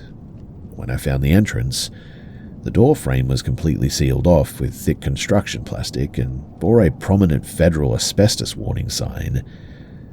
I managed to peer through a small clearance gap in the plastic sheeting, and the interior was a total structural gut job.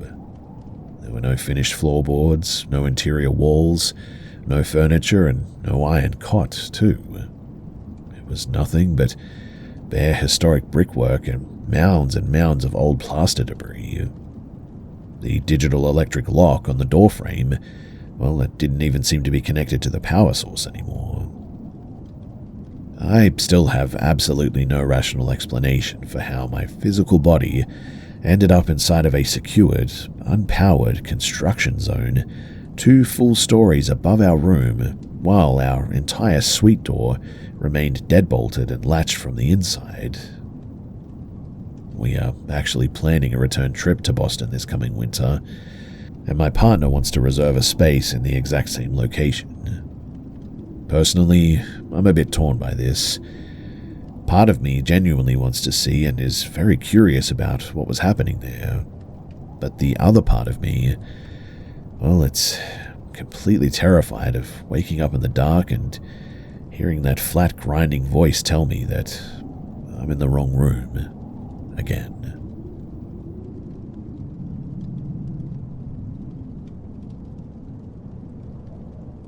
So I just finished helping my parents vacate their property in Grant County, New Mexico, and we finally had an open discussion about why they were so eager to sell the home that they purchased just a mere 4 years prior. So I resided there for about 12 months after completing my degree, and I originally assumed the structure simply suffered from, unusual sounds. but the details that they finally disclosed are far more perplexing. So the residence is a contemporary sort of high-desert industrial design, featuring floor-to-ceiling glass paneling, polished concrete flooring, and an expensive open-concept central layout. I occupied the guest suite while I was there, which was an isolated structure connected to the main house by an enclosed breezeway. Now, the anomalies, I guess you could call them, consistently originated in the observation suite, a small office enclosed entirely by glass walls. It was actually a really neat room, but my primary hobby at the time involved an old analog shortwave receiver that I had meticulously restored. It featured heavy brass turning dials and a backlit amber frequency display as well. I frequently stayed up past midnight attempting to intercept long-range signals from Central America. One evening at around 1:30 in the morning, the ambient atmosphere in the office became unnaturally weird. It's a bit difficult to describe, but it was like the sensation where the desert breeze sort of completely dies off, leaving the air feeling sort of stagnant and weird. I was seated at the workstations when the primary turning dial began to rotate rapidly. It wasn't slipping or shifting. The heavy brass wheel was being actively turned by a force with significant mechanical torque to it. I yanked my hands away and watched the entire radio unit begin to violently vibrate against the wood desk. Then there was this weird sort of visual distortion. It was in the reflection of the glass window pane directly in front of me. It wasn't like a silhouette or anything, but it almost resembled like a vertical column, roughly 6 feet in height maybe, positioned dead center in the room, directly behind my chair. It didn't have any discernible features, but it was just sort of there. Suddenly, though, the radio's internal speaker emitted a sharp burst of like white noise, followed by an exact real-time vocal replication of my own voice.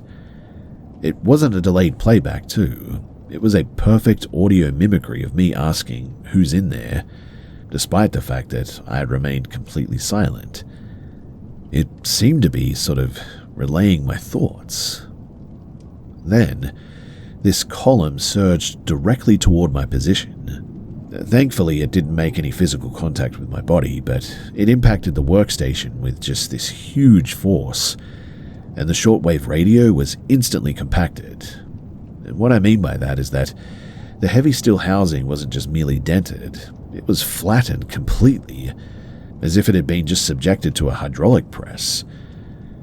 I bolted for the exit, as you can probably imagine, and the moment that I hit the enclosed breezeway, I heard my mother's voice emanate from the office behind me, completely distinct, saying, "Turn off the lights, dear." My mother, though, was sound asleep in her bedroom, and I know that for a fact. When I finally pressed my parents for details during the move, they admitted that the land had apparently suffered from a severe structural resonance issue, is what they said. There was the auditory force, which is what I had encountered, I think, but there was also this visual manifestation that they talked about. My father observed it on multiple occasions, apparently. A figure in a faded, dust-covered dress would stride across the concrete patio and then simply just sort of vanish through the floor. As it turns out, the home, it was constructed directly over an abandoned subterranean mine shaft from the early 1910s. The topography as well had a documented history of severe geological failure, massive sinkholes that would open down in the old shafts without warning. One of the original site surveyors had vanished during an underground inspection, and the rumor at the time was that the shifting earth hadn't just trapped him, it had completely pulverized him under the shifting bedrock. The housing developers had poured a massive 12-foot thick solid concrete stabilization plug directly into the old shaft opening before pouring the residential slab for the guest wing. My father confessed that on completely silent winter nights that he could press his ear flat against the concrete floor and hear something down there. That's creepy, right? Anyway, the final thing that happened that caused my mother to completely break down was discovering my ruined shortwave radio inside of a storage bin. She swore that she had never touched it, but obviously that was really weird, and she confirmed with me about all of this stuff, and, well, that was enough for her. We're completely finished with New Mexico now, and we've all relocated to a high-rise condominium in coastal Georgia just last month. My father actually explicitly stated that he refuses to ever live on top of a solid concrete foundation ever again after living in that place. And look, obviously I have no idea what any of this was, but I will swear to the truth of everything that I've said here until the day that I die.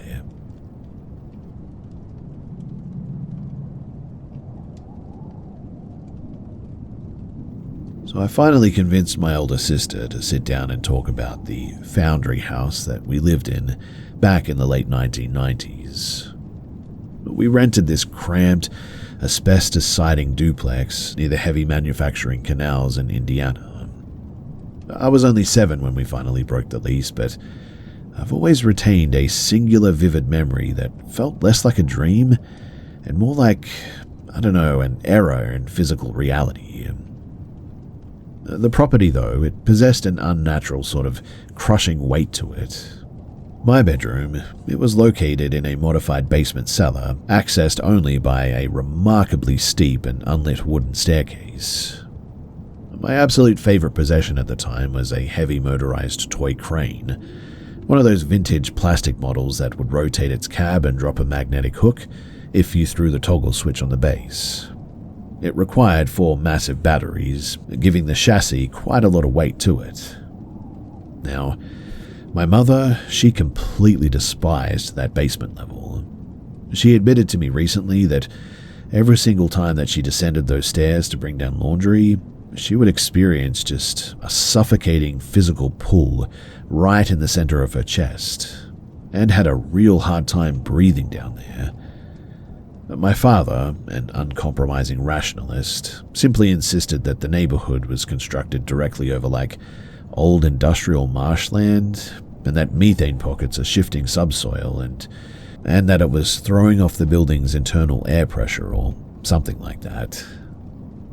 Anyway, the night the incident occurred, it was really cold. The wind was howling across the shipping canals, causing the old basement hopper windows to violently rattle with their rusted steel frames. I was sitting cross-legged on the concrete floor watching the crane arms swing when the batteries, which had been installed fresh that afternoon, instantly just lost all their voltage. The room also suddenly fell into an immediate silence. And that's when I saw something.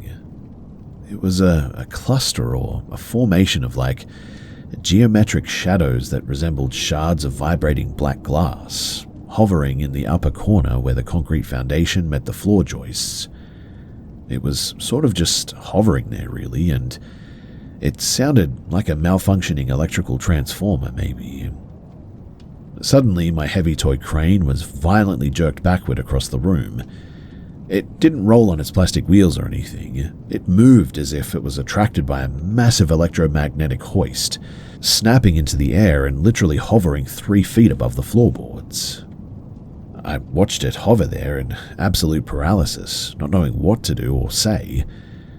And then, and I will never forget this, the toy began to play like a loop of a woman frantically weeping, though the audio was heavily slowed and sort of degraded, sounding almost like a warped vinyl record, turning at a fraction of its intended speed.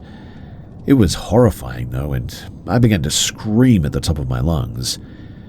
At the exact millisecond that my father slammed his boots onto the bottom step of the staircase, though, this geometric shadow up in the corner just vanished. The toy instantaneously dropped, and a cloud of black industrial soot collapsed out of the corner, coating my bedsheets and the surrounding floor in this grimy layer that smelled instantly of burnt sulfur and hot iron or something. My dad, he came downstairs and I was absolutely hysterical, and I refused to stay down there after that, moved all of my stuff out of that room, and I slept upstairs in a different room for years. When my parents finally disclosed the full history of the property years later as well, they admitted that the home suffered from something.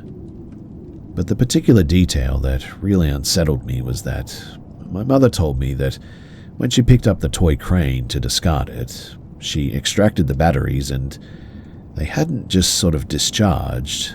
The 4 independent batteries had been completely fused together into a singular twisted lump of metal.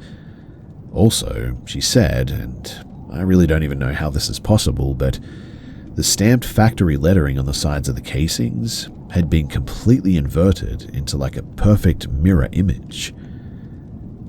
We eventually moved out of that place, thankfully, several years later, but when we did move, we were all just so relieved to get out of that place.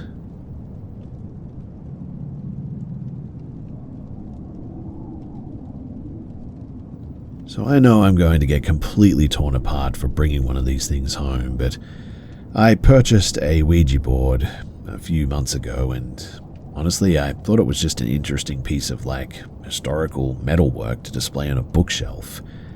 It's actually made of metal and not just cardboard or wood. But since introducing it to my apartment, the atmosphere has completely shifted from, completely normal to just downright unsettling. It all began with really subtle things too. Like the digital thermostat in my hallway, I noticed one day that it was cycling rapidly through extreme temperature settings in a really weird sequence. And then there was the banging inside of the drywall that sounded like a mallet striking the support beams. I thought that I just had an infestation problem. Driven by frustrated curiosity, though, I decided to try the Ouija board a few nights ago. I'm fully aware that every standard caution warns against operating these types of things alone, but I just wanted some answers.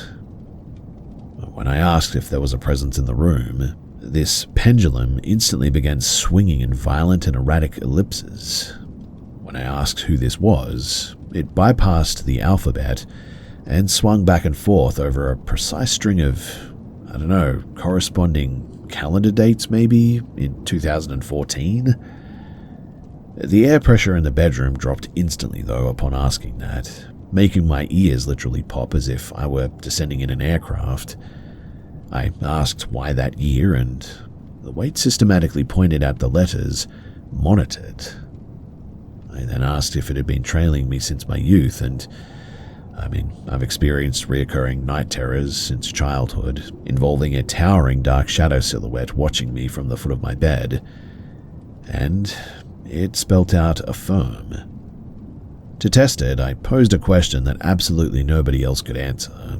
I asked for the exact name of the emergency dispatcher that I spoke with during a severe house fire that I survived 12 years ago. And I could hardly believe it, but it precisely spelt out the highly uncommon surname. Now, there's just no way that my subconscious mind could have guided my hand to that combination. I was just not moving this thing. The interaction turned incredibly hostile, though, when I brought up a severe personal crisis from my mid-20s. A freezer winter evening when I found myself standing on the ledge of an abandoned quarry. I've always recalled that specific night as a state of just complete disassociation, where I felt like a passenger trapped inside of my own skull while my limbs moved entirely on their own. So I asked the board if it had influenced my actions that night, and it spelled out the word steering. Upon seeing this, I immediately tried to end everything, but every time that I tried to clear the grid, a severe sort of icy numbness would creep into my forearm, forcing my fingers to lock up so that I couldn't. This whole thing was so intense as well that I ultimately just sort of kicked the entire table over and fled into the kitchen. During the cleanup the next morning, I noticed something that made my stomach drop. The heavy iron radiator in the corner of the bedroom, which had been disconnected for years, was now vibrating so violently that it had worn a deep raw groove into the hardwood floor. The metal pipes were ice cold to touch, but the iron structure was now vibrating so violently that I could literally feel it through my whole body when I touched it. I think I touched it 3 or maybe 4 times, and then all of a sudden it literally just stopped. Well, since that night, I've been trapped in a paralyzing and suffocating mental fog. It isn't depression or anything like that. In fact, it feels a lot like that night that, well, I lost control of my body. I don't have any traditional means to, clear the apartment or anything. I don't even know if I could, even if I tried. This whole thing just feels like a complete intrusion into my personal space and my private life. And so, has anyone else encountered anything like this before? And if you have, how did you get rid of it? And what did you do?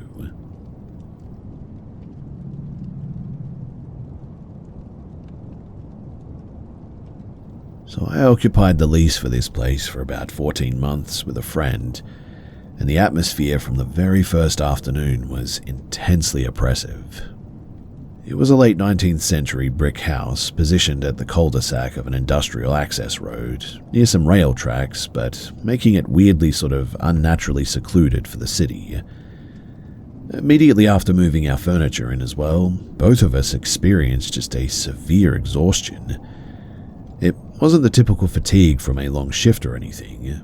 It was almost like the air was thin and even breathing was difficult at times. We would regularly wake up at dawn feeling far more depleted than we should have been, typically following long stretches of hyper-detailed, exhausting dreams that felt like they spanned entire decades.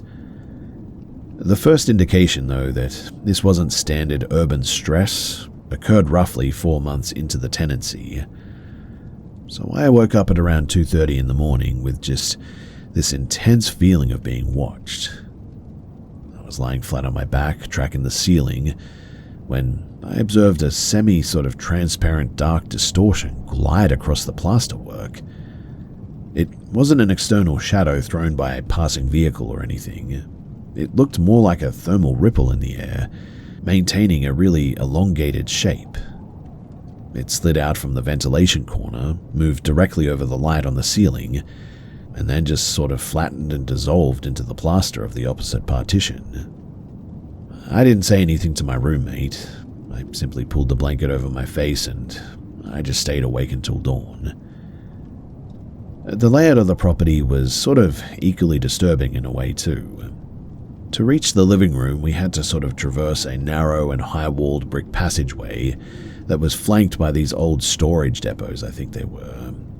The path to get there had this single buzzing fixture that constantly cycled on and off, and we could never fix it, but one night while returning from the station alone, I felt a sharp, freezing blast of air strike my left jawline, followed instantaneously by the distinct sound of somebody violently gasping for breath less than an inch from my ear.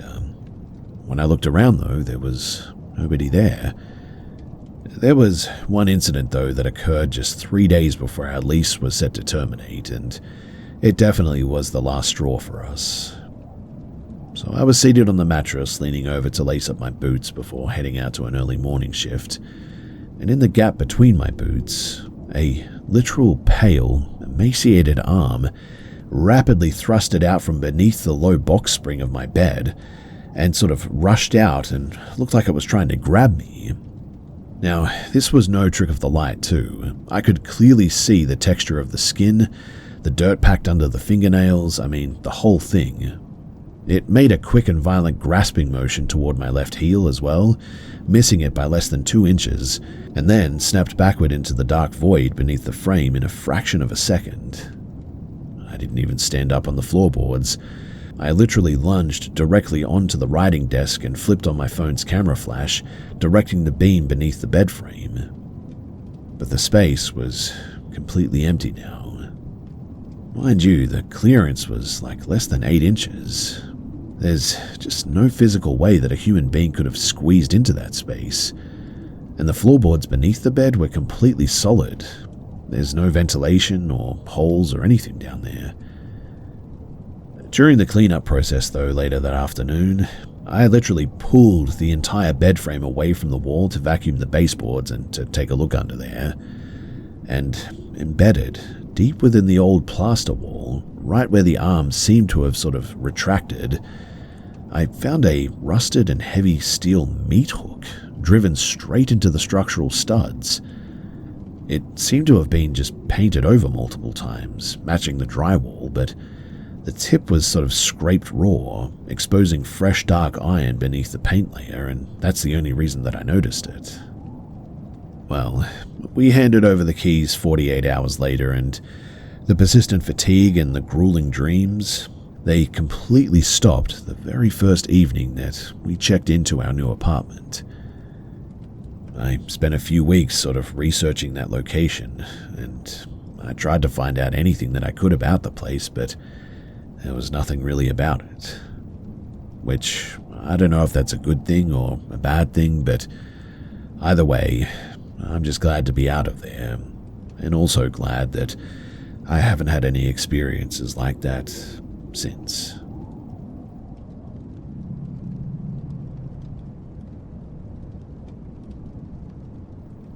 I've kept my bedroom windows pinned shut under heavy iron security latches since I was about 14, an obsession that my friends chalk up to standard home invasion anxiety. They don't know about the 5-minute block of time back in 2016 that completely ruined any sense of safety that I had left.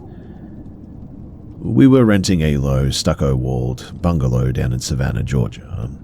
It was a suffocating summer night where the coastal humidity was thick enough to make the air feel greasy, so I had the wooden window sashes cranked as far up as they would go. My bed was an elevated, timber loft setup with a built-in workstation underneath, which placed my mattress perfectly level with the open window screen. I was leaning against the pillows, killing time on a text chain with a kid that I'd met while my family was traveling through Greece a few weeks prior. My window was covered by split-down-the-middle canvas curtains, and out of nowhere, I caught a soft, dragging friction, the distinct sound of fabric scraping across the metal wire of the window mesh. I looked over and watched the left curtain panel get sort of pinched from the outside and pulled flat against the frame. There wasn't enough breeze in the room to even stir a dust bunny, but that canvas was being held completely taut, exactly like someone holding a flap open to peer inside. I looked away and ignored it, which is a really embarrassing admission, but when you're a teenager, your brain will rationalize anything to avoid panic. Then, something dropped onto the bedding. It was a heavy, dead-weight impact right by my ankles. The fitted sheets, they snapped tight, and the foam mattress, it indented in a clean circular depression about the depth of a heavy boot heel. A second later, another compression formed 6 inches closer to my knees. Whatever it was standing on the mattress, shifting its physical weight forward. My thick winter jacket was bunched up right where the next stride was heading, and I watched the heavy down sleeve get crushed flat into the padding, compressed by an invisible heel. The room suddenly felt entirely devoid of oxygen. A massive wave of static electricity washed over my face too, and rolled down my spine, making every hair on my arms stand dead straight. It felt exactly like the prickling energy that you get when standing too close to high voltage. I didn't wait around to see if a face would manifest. I just vaulted over the side rail, hit the hardwood floor, and bolted to the hall to my parents' bedroom. My mother tried to handle it by consulting a youth counselor at our parish about a house blessing, but he told her that I was just experiencing behavioral stress from the move and consuming too much horror media. It was incredibly frustrating to witness a violent physical event like this, and to see the mattress materials actually buckle under massive weight and have it written off as just nerves. I refused to step foot into that room after dark again, sleeping on a temporary mat in my parents' floor until I was nearly 16. I eventually forced my older sibling to trade bedrooms with me because I just couldn't handle being within arm's reach of that glass anymore. When we finally broke down the timber loft frame to move it to the other side of the house, my dad found a deep set of parallel gouges in the exterior stucco siding, leading straight up from the foundation to my windowsill. They were spaced precisely like human fingers, but the masonry, it had been chipped away by immense raw physical force, leaving some dark, greasy streaks behind that smelled faintly of heavy machine lubricant or something like that. I don't know if that's related or not, but I just thought that it's worth mentioning because it's a bit weird. Anyway, I'm 22 now and living 2 time zones away, but I still physically double-check the window latches every single night, always before my head hits the pillow. And all I can say is this. Once you watch the weight of something that shouldn't exist push down on your bed like that, well, you stop trusting the dark entirely.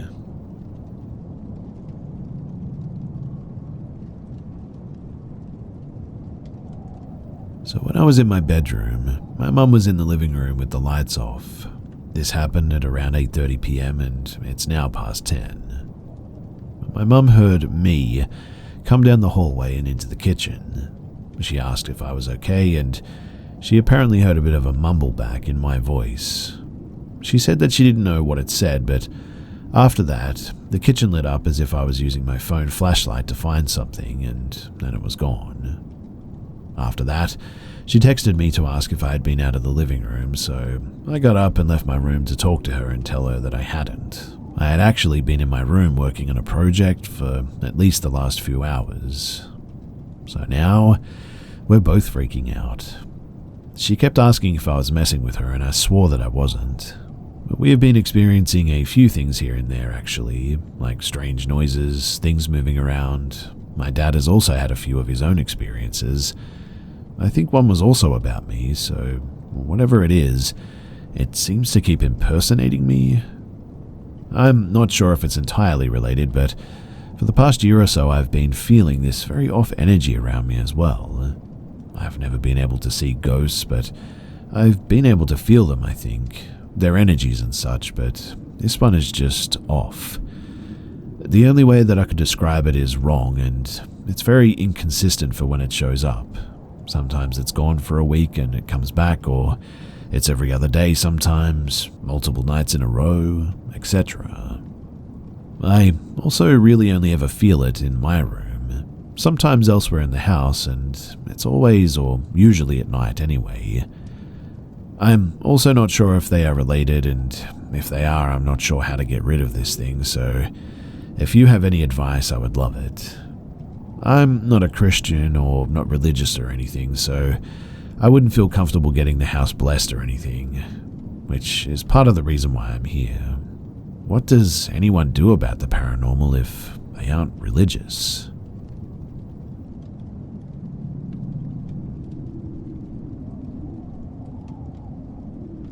One rainy night back in my old apartment, the power went out, and so we bonded through conversations and genuine human interactions, just as we all should, really. One of my friend's demeanors, though, suddenly changed, almost as if he was struck by lightning that froze his soul, and just as instantaneously began to gradually melt away into something that looked like fear. Slowly, he walked into the kitchen, which required a glass door to be slid open to the left before the kitchen hall could be seen. It was a studio apartment. He stared at the direction of the cupboards near the sink for nearly a minute, and due to curiosity and a mix of irritation and anxiety, me and my other friend peeked in to see what he was looking at. We remained silent. I don't remember who went first, but we all eventually ended up chilling back in the room and carried on with our conversations. When we ran out of things to say, I finally said, "You all saw it too, didn't you?" No one spoke, and honestly, that was all the answer I needed. It was a shadowy figure of a man, presumably with a walking stick and a hi-hat. He was leaned against the countertop, and he appeared to be grinning, I would say. He didn't move an inch or display any hints whatsoever to whatever his intentions may have been, but he was just there. This was in 2002, and a month ago I saw him again. It was only me and a friend who were the last 2 people awake out of the group of around 7 people. I saw him, and the longer it went, the more the fear in my heart grew. The more he grew in size as well, it seemed. He didn't really grow in the typical sense of the word, though. He grew as, I believe, a direct manifestation of how much fear I perceived him with. My friend saw the terror on my face and told me that he believed me before I even said anything about it. In the afternoon, when everybody was finally awake, one of our friends revealed that another of our friend, a known and respected street dude, also had the same experience and was frozen in fear as a result of what he had seen. I'm wondering, though, is anyone familiar with this entity or what it could be? Why does it appear, and what is its usual agenda? It only ever disappears too every time I tell it that I'm not afraid, that I don't fear it, and I must mean it when I say it too, it seems. This only happens at the sight of him, though, and then he disappears slowly into a sort of misty nothingness as he grins subtly and perhaps even sort of giggles, I think. Or at least grins in a giggly manner, I guess you could say. But has anyone else seen or heard of anything like this before? Because I'm wondering if maybe I'm going crazy, or maybe there's something going on in my house that I'm just not aware of.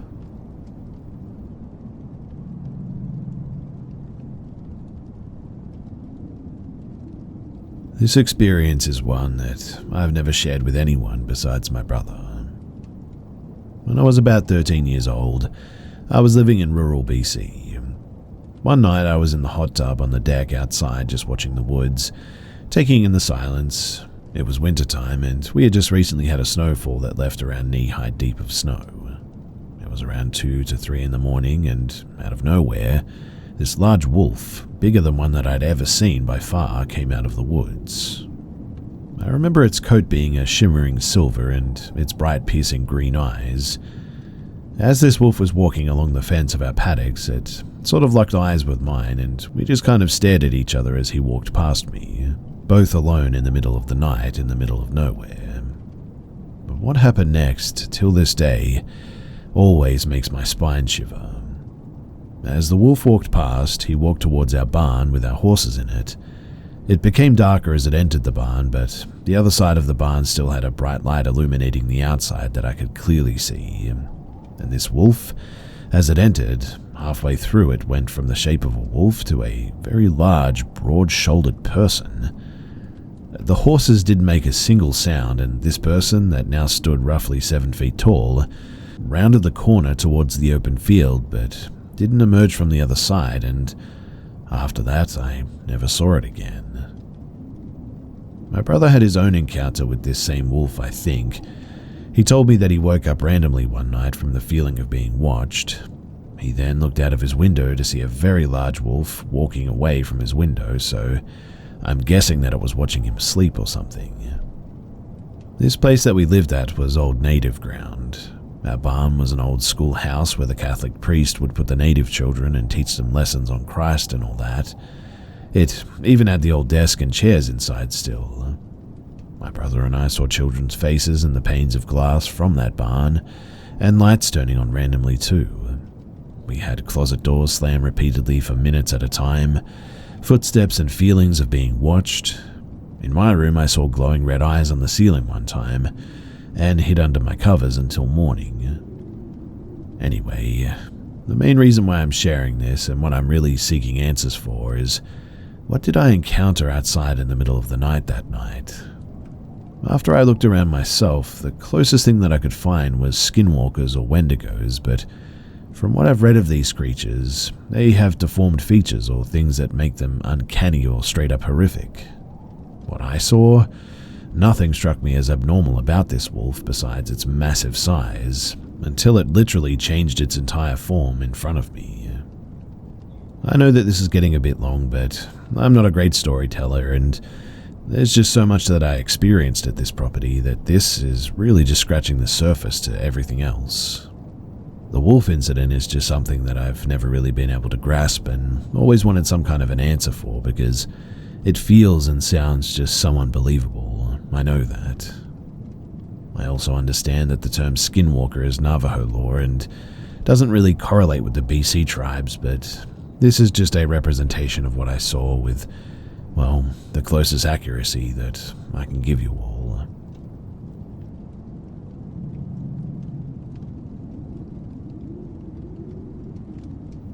I've been living in this apartment for, well, almost a year now, I think, and I haven't had any experiences up until this last week. Things started up on Tuesday night while I was at work. My front door camera went off and there wasn't anyone there. Not that big of a deal, maybe an animal or something. But 15 minutes later and it went off again, but this time my porch light is on. So I checked back through and it was off when I left, off in the next video, and then just comes on again. I checked all of my other cameras inside and out, but there was no one at the house. For the rest of the night, the light goes on and off randomly as I keep checking. About 3 a.m. I turn on the camera and hear what sounds like someone talking, and the light is back on. I continue checking it, and 3:23 the light is off, and my coworker points out movement in the shadow in front of my door. I turn the camera lights on, but nothing there. This continued up until about 4:30, and then the light went off and stayed off.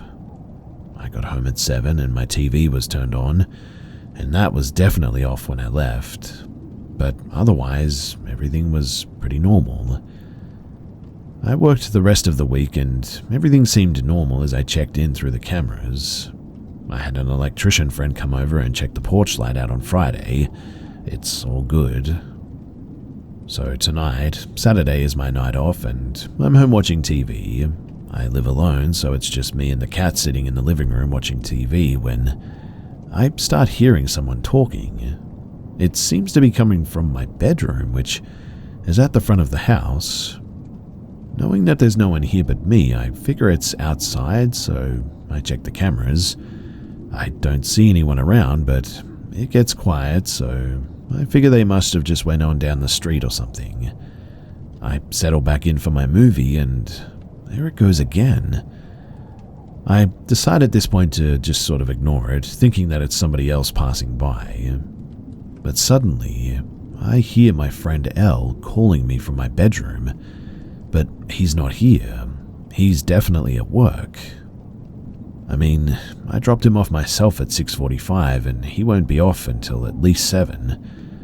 I went into the bedroom and double-checked, but it's empty. Since then, too, I've heard it 3 more times. My cats have also reached and gone to look down the hallway, but won't go any further. At this point, I've closed the door and am planning on sleeping on the couch tonight because this whole thing is, well, really freaky.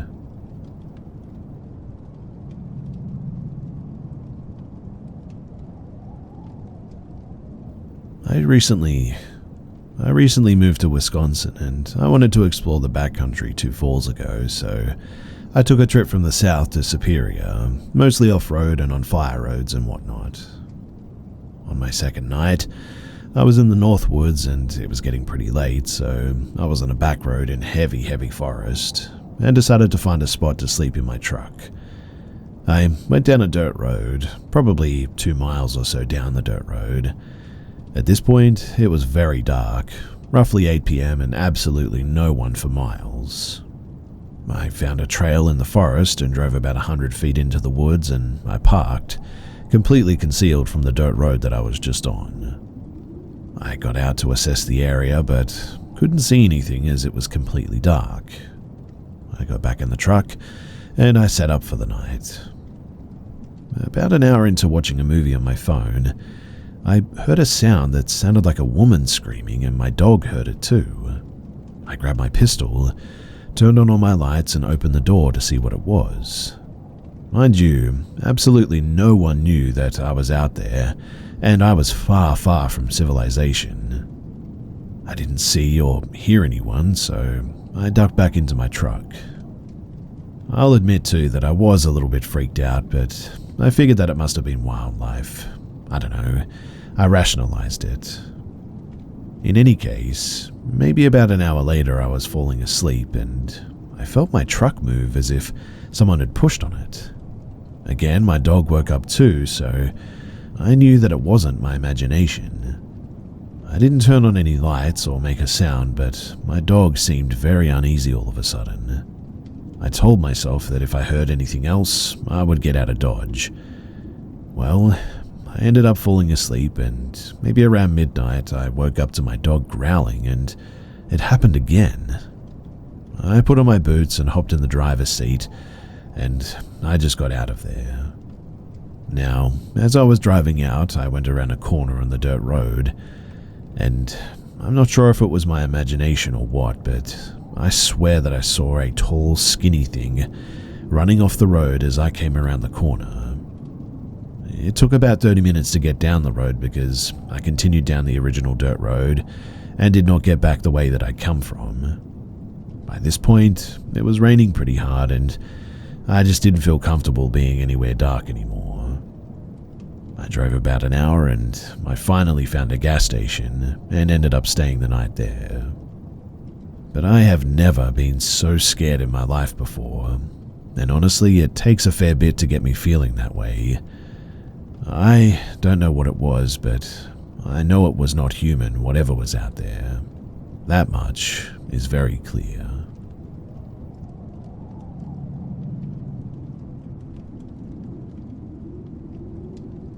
So long story short, my husband and I had heard a horrific car accident while we were camping and getting ready for bed in our tent. It was a super windy, dangerous road that led up to the camping areas, so we were immediately concerned about someone being in grave danger, and potentially with children at that. Without a single word to each other, we hopped up and ran to the direction that we heard the wreck take place. We got there at the same time just about as the police did, and ended up giving our info if needed and heading back to our campsite. Now, I was pretty pregnant at the time, so I really had to pee after all the running and the adrenaline. We decided to stop at the only restroom open at the time, which was a bit past our campsite, and incredibly dark without other campers around creating light. After I used the restroom, I'm walking back out to my husband when I noticed behind him a flash of light frantically bouncing up and down from someone booking it towards the restroom. Jokingly, I chuckled about this guy must really need to use the bathroom or something, but it was a very short-lived moment. This man stopped dead in front of us and basically whispered, "Wow, you guys are fast," and then smiled in the most unnerving way. It absolutely sank my stomach immediately, heartbeat pounding in my ears, instant nausea, goosebumps, you name it. Husband didn't seem put off by any means and noted that we were worried about the accident, etc.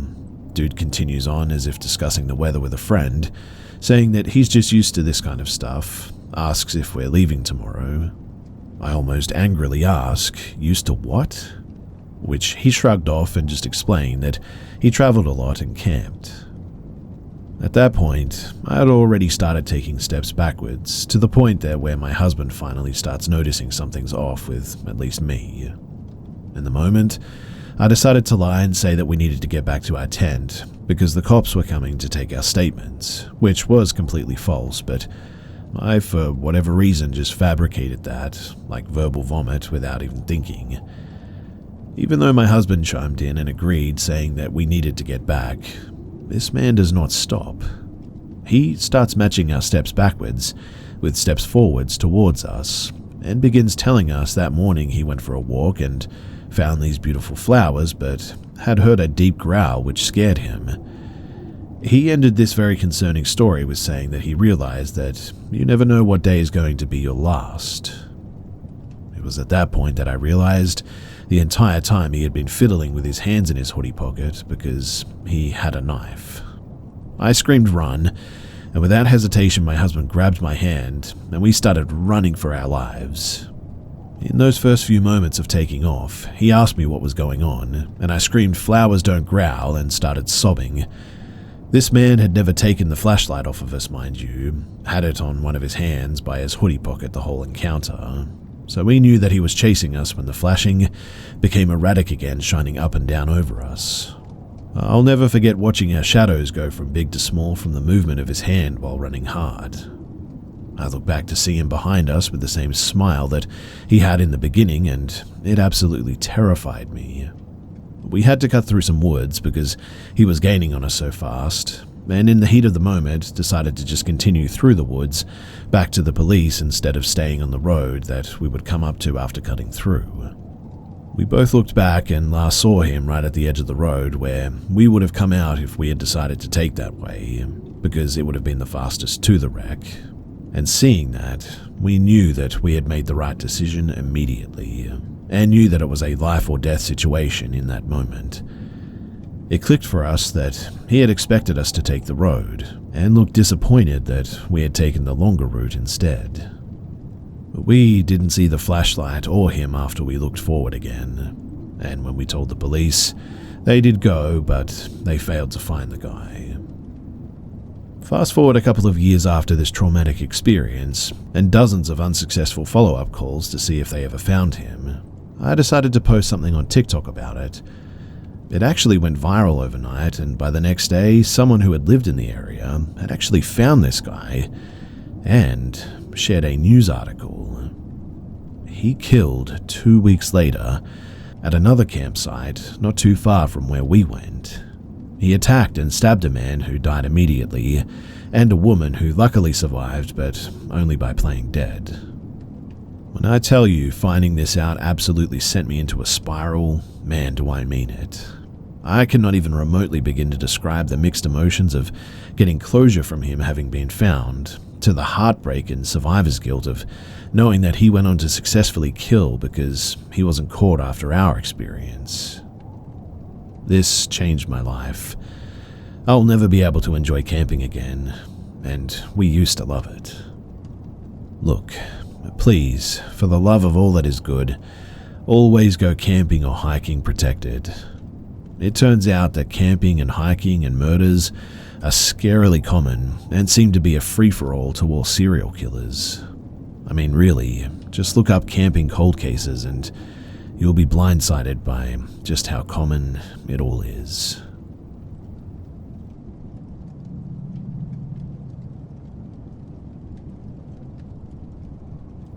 From age 13 until almost 15, I actually had a paper route. I delivered papers to people's doors 6 days a week. All of my customers, aside from occasional grumps and chatterboxes, were absolutely wonderful. Most of them were older, and so many of them were so happy to see me every day, just to have someone to talk to. Many of them would leave me granola bars, water bottles, and even tips at times. Winter holidays were a great time too, because everyone who could left huge tips for me. It was a genuinely pretty good first official job. Eventually, some of the snowbirds moved back and became my customers. One couple, Louise and Gerald, would always stick out in my mind. They started off normal, pretty friendly people, but I noticed one Sunday, the only day that I had to get up early to deliver papers, that Gerald was outside. He chatted me up, which was nothing unusual, and because it was so early and because I'd usually go right to bed after I was done, I was wearing a Britney Spears shirt and a pair of polar bear pajama pants. He complimented and said that I dressed cutely. I was confused though because, well, it was pajamas that I just threw on randomly. I guess I was confused by the compliment, but I just went on about my day and didn't think much of it. Something else to note too is that his wife Louise was always smiling. I couldn't pinpoint why, but it always unnerved me. In retrospect, it gives me the meek and mild and sort of subservient tradwife vibe. Anyway, I had noticed that in their garden, there were 3 different dog headstones that all said Fido on it. I was kind of confused as to why they all had the same name, but I figured maybe multiple people had bought them and they wanted to be polite, so they put them out anyways. Now one day, Louise was out and she had a dog with her. She introduced the dog to me, as they had just adopted her, and guess what? They named her Fido. All of the dogs that they had had were named Fido apparently, and they were all Shelties just like that one.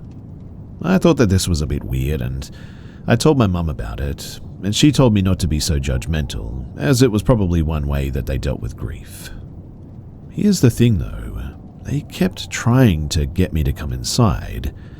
They'd invite me in for tea, which is not really something people do where I'm from. Coffee and donuts is a little more commonplace, but even that isn't something that people do on a regular basis or anything.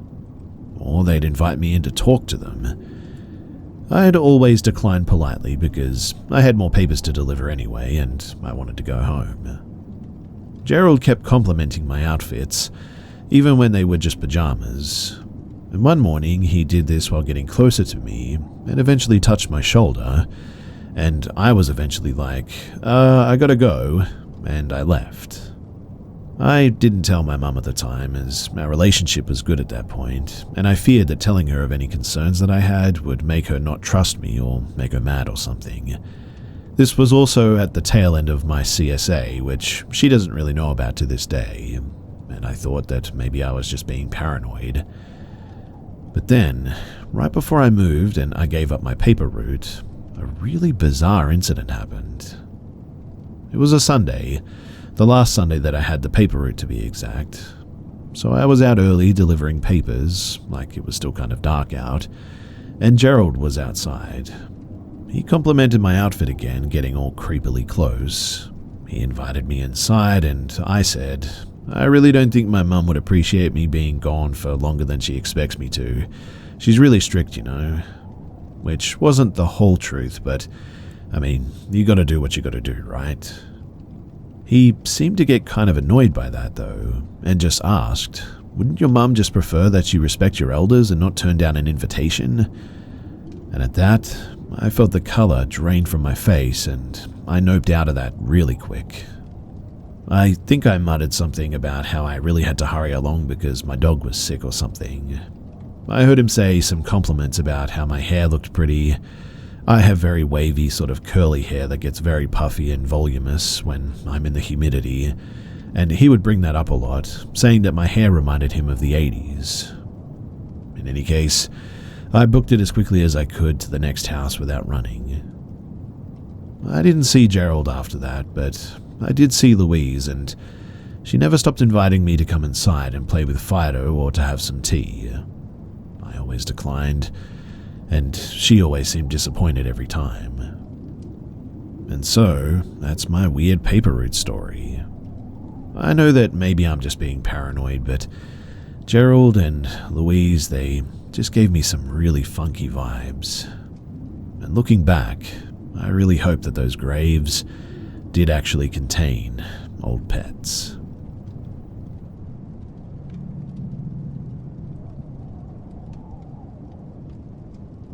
I recently went on a date with a guy from my school who I met on a dating app. He seemed super sweet and charming over text, so I agreed to go on a date with him, especially after two friends told me that they knew him from a class where he was genuinely a funny guy. Well, we go to a small, pretty prestigious university, which also made me sure that he would be normal. He was supposed to meet me at 6 to go out on a picnic, but ended up picking me up at about 8:30. He texted me to reschedule to 8 and ended up showing up at that time too. He drove me to his apartment, and although uncomfortable, I agreed to go in because of everything that I already knew about him. The apartment was only lit with one candle and a small glowing light on the floor, which didn't really add much.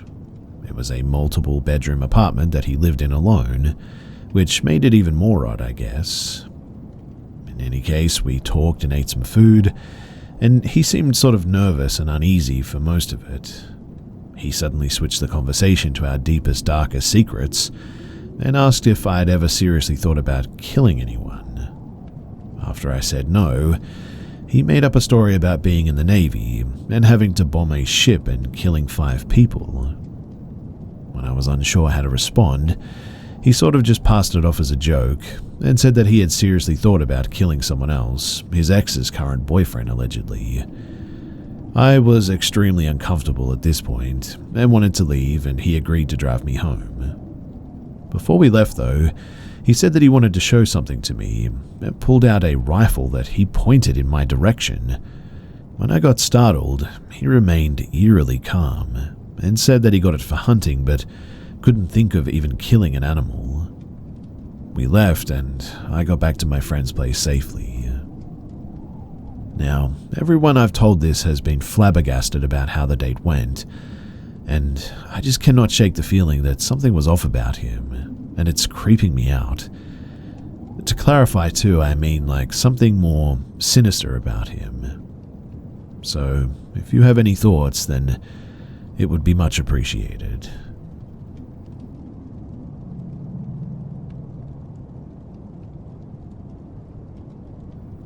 A series of events unfolded in my life, causing me to move out and live out of my car ever since about a month ago. It's nothing really new for me, however, as I've lived out of my car for 5 years prior in the past, and have never had any encounters. Until yesterday, that is, because something happened which really shook me up.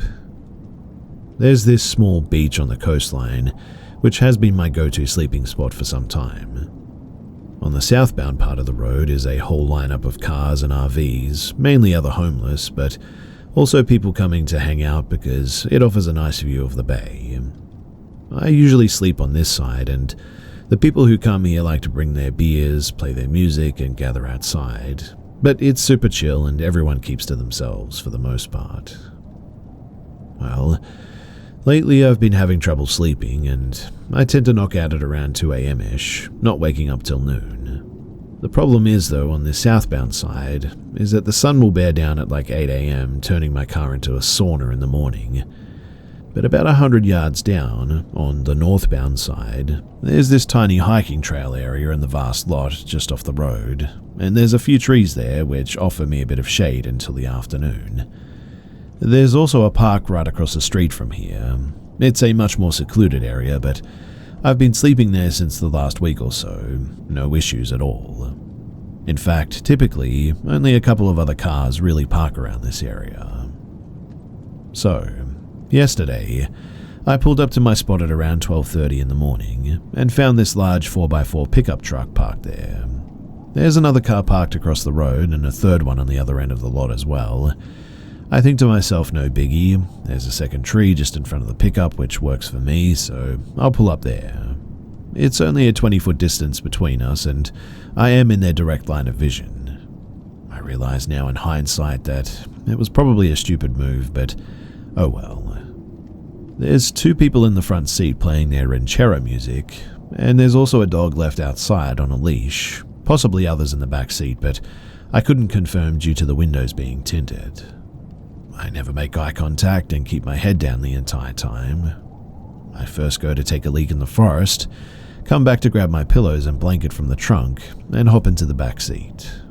I'd assume that they would have thrown off any paranoia that they would have had as they see that I'm just coming to sleep in for the night. Within 5 minutes, though, they take off and drive up the road for a short distance before suddenly making a U-turn and returning back into the lot. They do some weird random driving in front of me, then pull back slowly and very close to my side. I roll down my window. The passenger has his window all the way down. He's asking me something in Spanish and his English is basically nil. He's clearly drunk, coked up, bloodshot eyes, pupils dilated, and talking in a slight slur. He's also visibly angry, expressing intimidation via body language.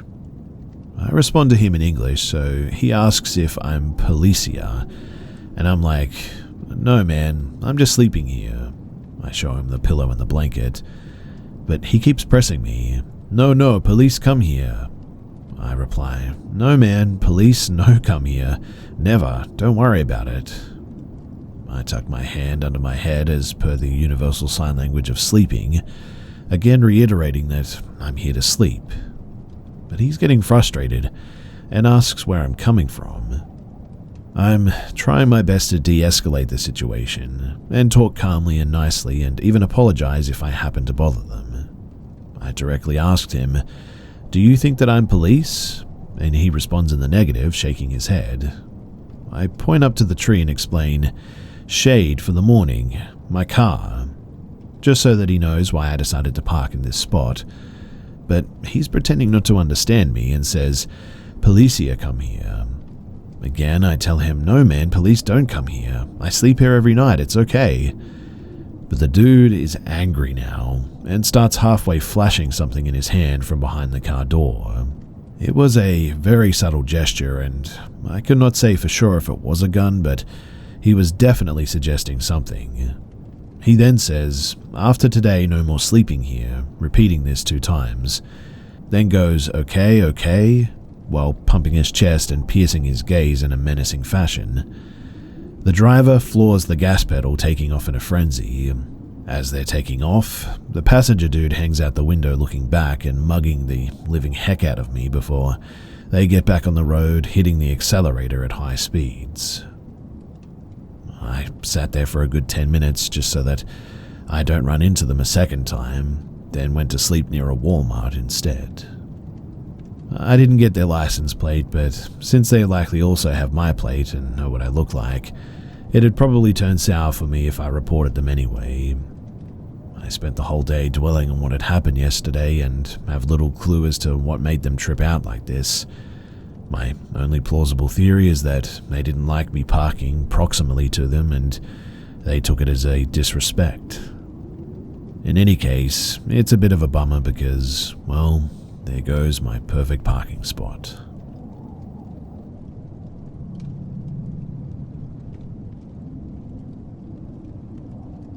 So I was camping with a couple of friends at a spot on the McLeod River called Adena. If you haven't been, it's a pretty neat spot but very remote. McLeod town is small and Adena is about 14 miles into the woods, 7 of which are a rocky dirt road into a canyon with a beautiful pristine opal blue river at the bottom. The site was an old summer pack-in camp for a wealthy San Francisco family in the 1800s. There are still foundations of the buildings, an old chimney and the remnants of an orchard even. Now, the campground is right on the river and we went, as most do, to fly fish. It was early spring and the river was really too full and fast to do much useful fishing on this trip, which is likely why we were the only people down there. Anyway, on the first day there after no luck fishing, my buddy and his wife decided to take a snooze in their camper, so I walked up the river a bit to try and find a spot to fish where maybe the river wouldn't widen out and be more workable. I walked through the old ruins and through the orchard before finding a trail to head upriver. I fished unsuccessfully for about 45 minutes, and it started to rain a little bit, so I packed up and headed back. Right as I was coming off the trail though, and back into the orchard area, there was an archway of vegetation that I had to duck a bit under to get through to get back into the old orchard. And right as I ducked in, I heard coming through the dense foliage, a few feet above my head and no more than 10 feet, what sounded like a horse pushing air out through its cheeks. It was a deep guttural sound from a large animal, and it sounded close enough to almost touch it. I could see nothing though because the vegetation was so dense, but I got real cold real fast and moved out of the thick stuff into the more open orchard. And then I froze. I could hear nothing. I couldn't see anything in the brush. I was kicking myself because I was carrying a sidearm, but it was in my pack, which I was an idiot for doing that. Slowly though, I took off my pack, put it on the ground, and I got my gun. I put on my shoulder harness and packed back on as slow and easy as I possibly could, the whole time intensely focused on the sound, but I didn't hear anything. This orchard is about the size of a football field, and the right side of which, where the sound had come from, is dense blackberries. So basically there's this open space, then the dense woods and the berry area where you can't really see much. I started walking back through the orchard towards our campsite. At the opposite end had a similar kind of dense arch-like spot to get out of the orchard and back into the ruin or campground area. I had made considerable ground and was intensely listening for sounds of something following me and had heard nothing. And as I made my way, I was starting to feel like I was in the clear. And right as I let a little bit of a sigh of relief out while going through the exit arch, there was that same sound from a similar height, and just as close as before. At that, I instantly broke into a full sprint the rest of the way back to the campsite and informed my friends quickly. It was honestly a really wild experience, and as I was running, I felt like my life depended on it.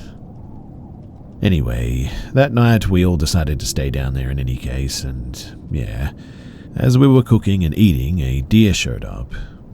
The strange part was that as it got darker, the deer kept getting closer. By the time that we were ready for bed, it was literally under the picnic table in the campsite.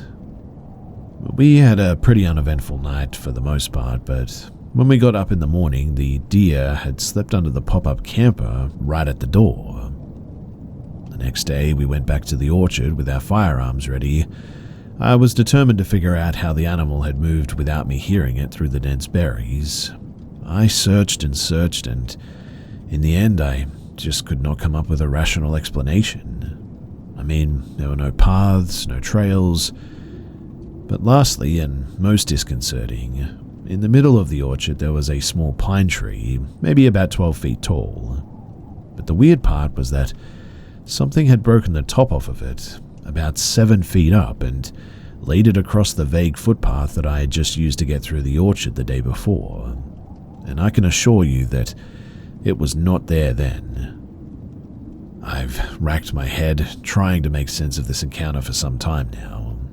I mean, a bear obviously comes to mind, but what I get stuck in is the height of where the sound came from. Black bears getting to like 9 feet tall is not really a thing, and an animal that size, having to move pretty quickly to cut me off, does not seem possible over that distance through that thick of the brush without a trail. I'm a touch over 6 feet as well, and this noise was a few feet above my head. The terrain just would not have accounted for that, plus a bear standing up. Impossible. The other thing too is that I just don't understand how it could have cut me off at the other exit and made no sound getting there through the dense berries and the trees like that. I was absolutely terrified, and I don't think I've ever been listening more intensely in my life, but there was just no sound.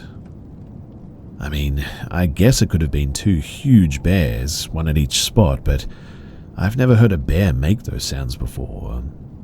The deer issue was also really strange. That animal seemed really spooked and felt safe by us, and I've never seen that before. Anyway, it's a cool spot, and if I was Bigfoot, that's where I would be, considering the orchard food source and limited humans for the majority of the year. I'm not saying it was that by any means. Really, I have no idea what it was, but I'm sort of convinced now that there was something weird going on there, for sure.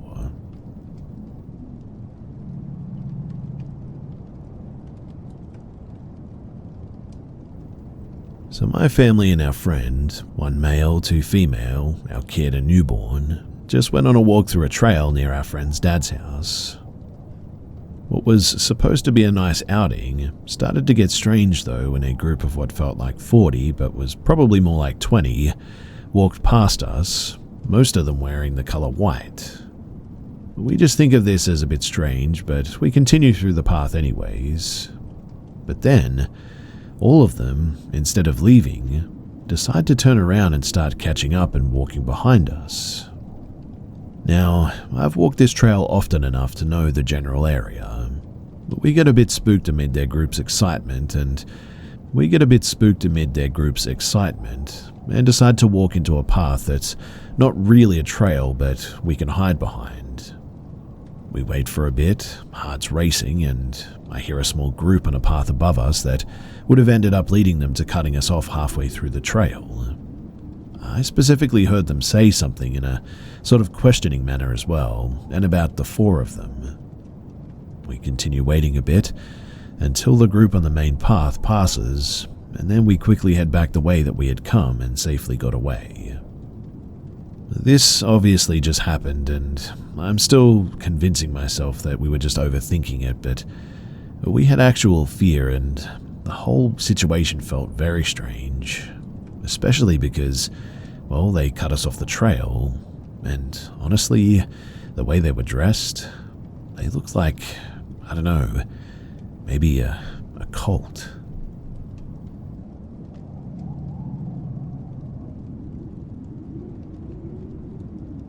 I, a 22-year-old female, had a very horrible experience about 2 or 3 years ago.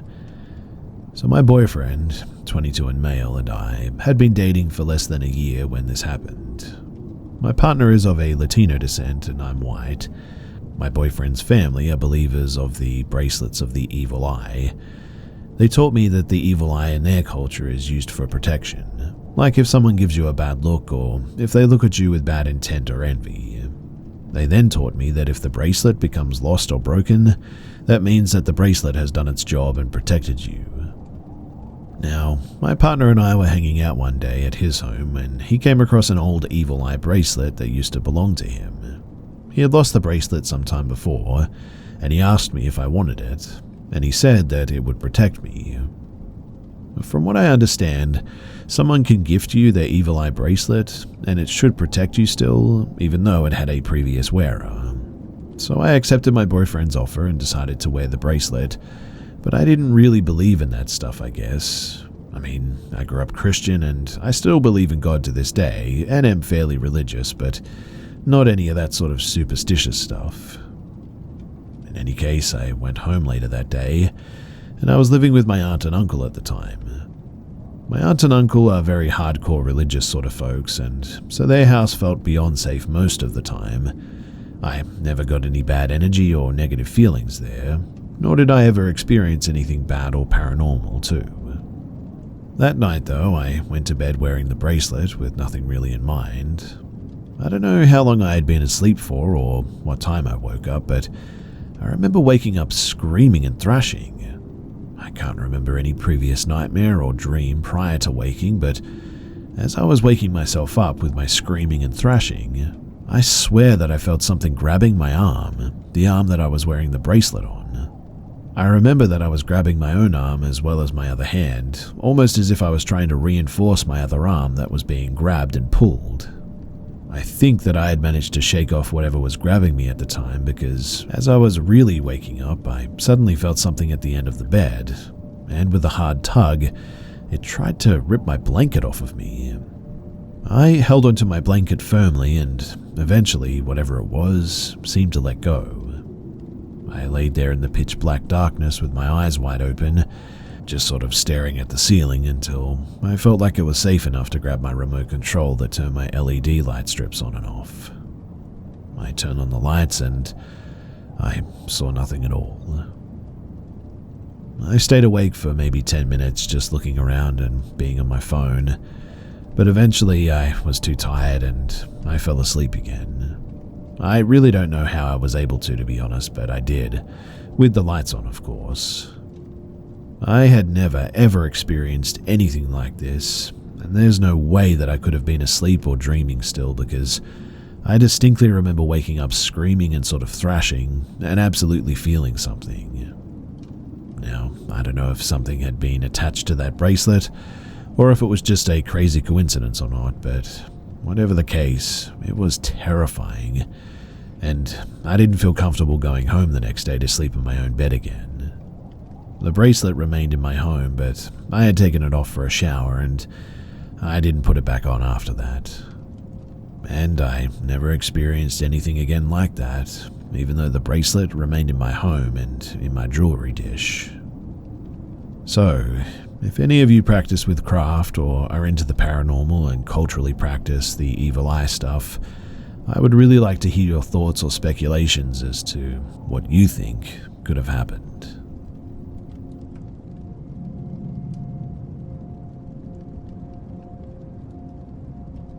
I live alone in a studio, and to make it feel bigger, I separate the end of my mattress that isn't facing the wall with a big tapestry, sort of like a hospital curtain, I guess. I was about to go to sleep and was laying down in my bed on my phone. I wasn't listening to any music or anything, and after like 20 minutes of lights out and laying down, I hear this panting right on the other side of my tapestry. It sounded like when a dog, sniffing really hard with its snout, is all up in a jar or whatever. I turned on my flashlight without getting up first to just see if maybe an animal or something got in. I even said get out twice and the panting continued. But after that, it almost seemed like they got more dragged out and breathy between pants. I also then started hearing shifting and almost like skittering over into my kitchen and bathroom area, also conveniently out of my sight. Eventually, I got up and turned on the lights and it all just sort of stopped, except for occasional house settling or rustles now and then. And of course, nothing was there. Nothing was out of place. I couldn't see any pests around or anything. But I definitely slept with the lights on that night, to say the least.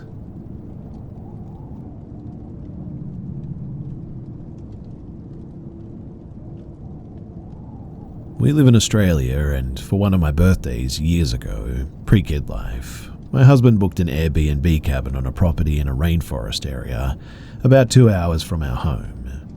This was a property where the owners lived on a few acres and had 3 cabins in various spots, was bordering a national park. The rainforest is one of the oldest remaining in the world, and is on the World Heritage List. It was a modest little 1-bedroom cabin close to the main house, styled very vintage-like, no Wi-Fi or internet or even TV. We just enjoyed pottering around the rainforest and the beautiful creeks for the first day and night. It was nice and peaceful, but it did have a bit of an odd vibe to it, I'll give it that. Well, the second night was not so peaceful. That night I noticed it was eerily quiet, like dead, absolute quiet. Not a single insect or bird even making a noise. It was not natural for a wildlife area, and I sort of felt watched and on edge a little. But I didn't think too much of it, and we went to bed as usual. But later that night, I have this vivid dream that standing at the end of my bed was this ghastly thin old lady in a nightgown, grinning at me with this evil grin with wide eyes, and she claws up at me to grab me. I wake up horrified and instantly look over at my husband. He is already awake, and he appears, well, terrified for a lack of a better word. He asks if I'm okay and what's wrong. I say it's nothing. I keep staring at the end of the bed, and so does he. We put the bathroom light on to sleep that night, and neither of us discussed why. Neither one of us sleeps, and we spend a horrible night basically waiting for dawn, and we leave shortly afterward. Now, on the drive home, I asked him why he was awake and that he looked so scared. And he told me that he couldn't sleep because he just couldn't shake the feeling that something was at the end of the bed and watching us. I asked what he thought it was, and he told me that he kept seeing like a creepy, vague outline of an old woman. I hadn't yet told him about my dream, and then I told him, and we were very weirded out, and now refer to it as our haunted cabin holiday.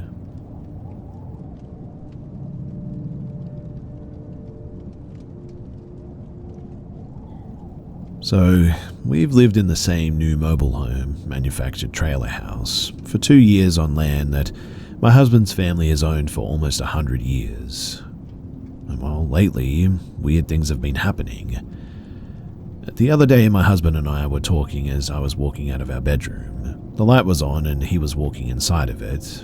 Then he said my name in a slightly sort of concerning tone. I turned around and said, "What?" But the light was suddenly off. Hubby asked, "Did you turn the light off when you walked out?" I shook my head confused. "No, did you?" "No, I was getting undressed by the closet." Which meant that the switch had somehow been flipped. Our 6-year-old was in the other room, and our 2-year-old can't reach up that high. So we just sort of look at each other like, what the actual heck? The fact that this happened isn't the most concerning part though. You see, the other night, I was sitting on the couch close to midnight, scrolling through my phone when I heard a noise like a flip of a switch. And sure enough, as I looked toward the hall bathroom light, which is usually on a nightlight for our 6-year-old, it was off.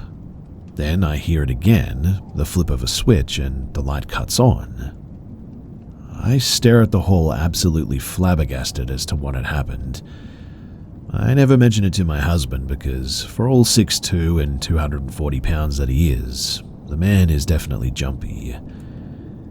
Nothing like this has happened like it before in the 2 years of living here, but I'm 10 weeks pregnant with our second child.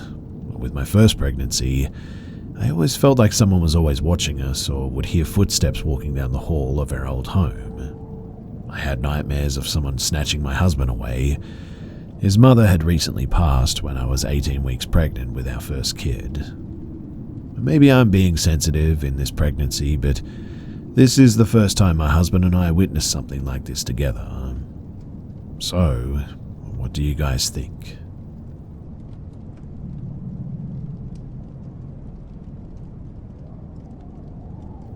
Back in 2021, my husband and I went on a couples trip with a group of 8 other friends to the mountains of Gatlinburg, Tennessee for the weekend. We drove the 4 hours, made it to the cabin, and got all settled in. While we were waiting for the last couple to arrive, who were bringing their kids, we ended up deciding not to wait and go out to dinner about 20 minutes up the road from our cabin. We took 2 cars, me, A, my husband M, L and J in mine, and Z, E, D, and C in the other. Z, E, D, and C left ahead of us and we trailed behind. I was driving a 2011 Subaru Outback at the time, and my phone was mounted on one of those cabin fan blowers. We were chatting, having a great time catching up, listening to music on low. Halfway to the restaurant, we get a call from our friend Y. I turned the music down, I hit accept on the call with everyone in the car yelling their hellos, and all of a sudden we hear a woman screaming, crying and pleading, "No, stop, don't do this," with more crying, screaming and begging as we immediately all fell silent. Everyone in the car flies into a panic. Me and my husband, we were scrambling to put the phone on speaker, everyone yelling out her name. Then the screaming cuts off, like the call just ended, and our friend Y comes through the phone, calm and collected with a, "Hey guys, we just made it to the cabin." We are still yelling and asking her if she's okay, and she responds in a confused voice that they're all fine, and that they just made it in but needed the door code. We explained to her that we had just heard crying and screaming, and we thought that she was getting murdered or attacked, to which she let us know that, no, we're doing fine. Her kids aren't freaking out, and they're doing great too. We give her the code and finish up the call in shock, and, we all heard that. It sounded too real, and Y has never been one to play games like that. The rest of the car ride, we're all freaked out and trying to rationalize the whole thing, to think of what or who that could have possibly been. In the parking lot, explaining the weird occurrence to our friends who made it there before us, an ambulance drives by with its siren and lights on, back the way that we had just come. So could it have been a weird frequency that we picked up on somebody actually getting hurt? Did something hijack the phone call?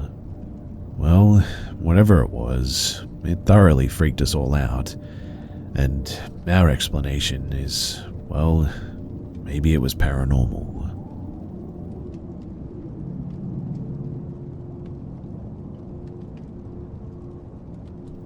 So my buddy and I, who were in college at the time, we were back in our little hometown for the weekend. That Saturday night, we were driving around getting high and just drinking beer. We were driving around on dark country roads and it was pitch black that night, overcast with no moon. We stopped on a dirt road to take a bit of a leak and roll another joint. My buddy who was driving left the car running but turned the lights off. We didn't see any other cars or people around us for like miles. But my buddy starts rolling the joint and the overhead light inside the car is on. Then he happens to glance up toward the front of the car, acts startled, and flips on the headlights. We look out the car windows and see a whole group of guys around the car. We both yelled some choice words, he slammed the car into gear, and we hauled butt out of there. Those guys, they were probably people that we knew from town. I even thought that I recognized one of them, but I've always wondered what in the heck they were doing out in the middle of nowhere like that, on a pitch-black night, without flashlights and apparently on foot, and then surrounding our car like that.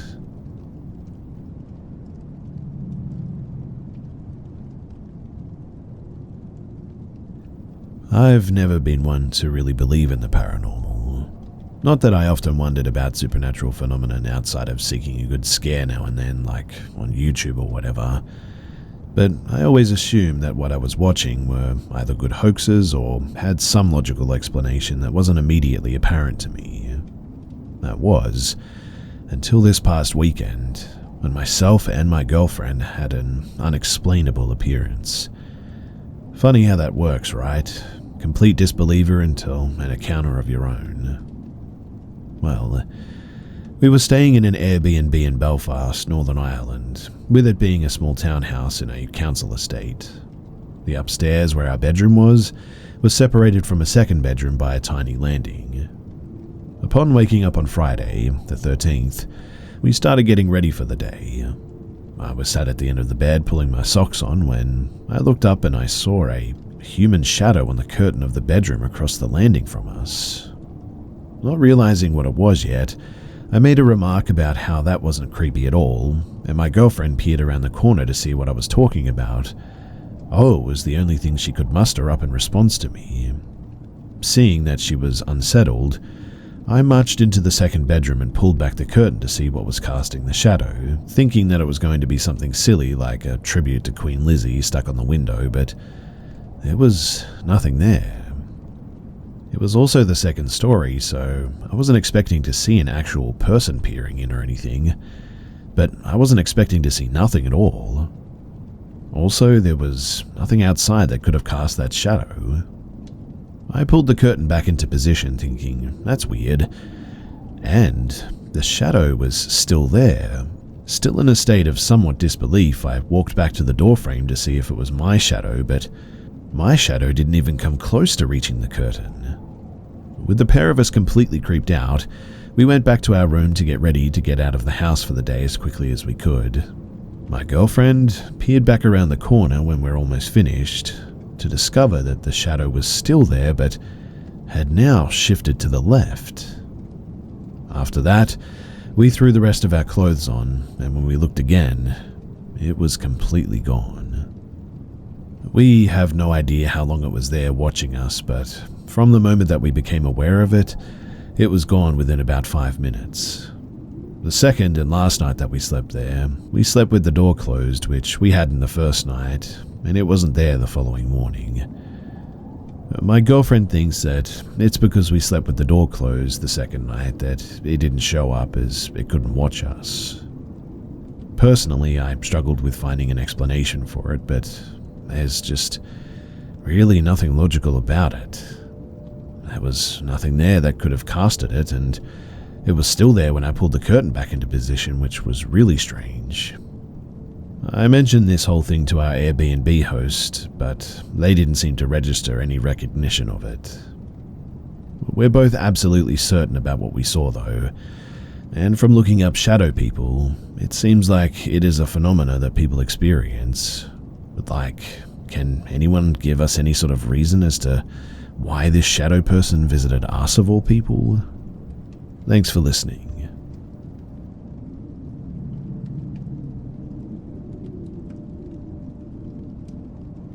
About 20 years ago, I had one of the most perplexing things happen to me while I was out having a cigarette.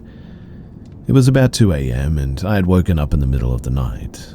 After tossing and turning, I just could not get back to sleep that night, so I decided to go out and have a smoke. For reference, I live in an apartment with a small cement patio out front. It's on a very busy street, with a sidewalk that runs alongside of it. While the street was loud and busy during the day, it was actually very peaceful to sit out there at night. All my neighbors were sleeping and the night was cool and calming. Anyway, while I was sitting on my patio steps, a large dark-colored animal came into view from a distance. It was walking on the sidewalk, and for some reason my freeze response kicked in. I became a brick and the hair on my arms was raised. While it walked slowly toward me, I tried to make out what kind of animal it was. It was easily as big as a horse. I do know that sometimes people walk their horses around town, even though this is a large city, but there was no rider on this creature. Is it an escaped horse? The closer it got, though, the more confused I was. Honestly, it resembled a large black panther or maybe a lion-bear hybrid or something. It had black fur that was kind of wavy or curly. I could see the steam from its breathing, and the crazy thing is that it did not seem to be aware of my presence at all. Maybe that's why I stayed frozen, letting my cigarette burn out completely. It was almost like I knew if I moved that it would kill me. My body did eventually let me move, but I must have been out there for a good 30 minutes, scared out of my mind to move. Honestly, I don't know that much about these things, but I feel like I saw something that I wasn't supposed to see that night. I feel like it was from a different dimension or something, and I just got a bit of a peek. I've had a few paranormal type encounters, and another perplexing glitch that happened recently. It always feels the same too, like I'm just getting a bit of a glimpse behind the veil or something. But please, tell me someone out there, somebody else has seen this creature. It also haunted me more than any other unexplained experience that I've had. I've tried talking about it with other people, and they usually just say something patronizing like, wow, that's crazy, and really, that's about it.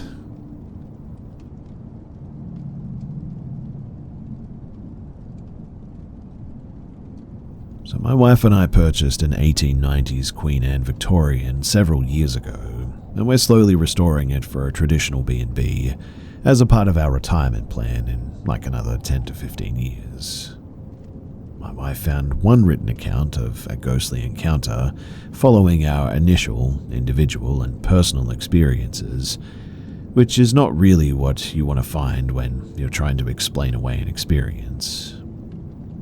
There's every reason to believe that the original owners passed away in this house, and subsequent to that, it's my understanding that somebody died in the house and the body was dumped in a water well that is now covered in a mid-century addition to the original structure.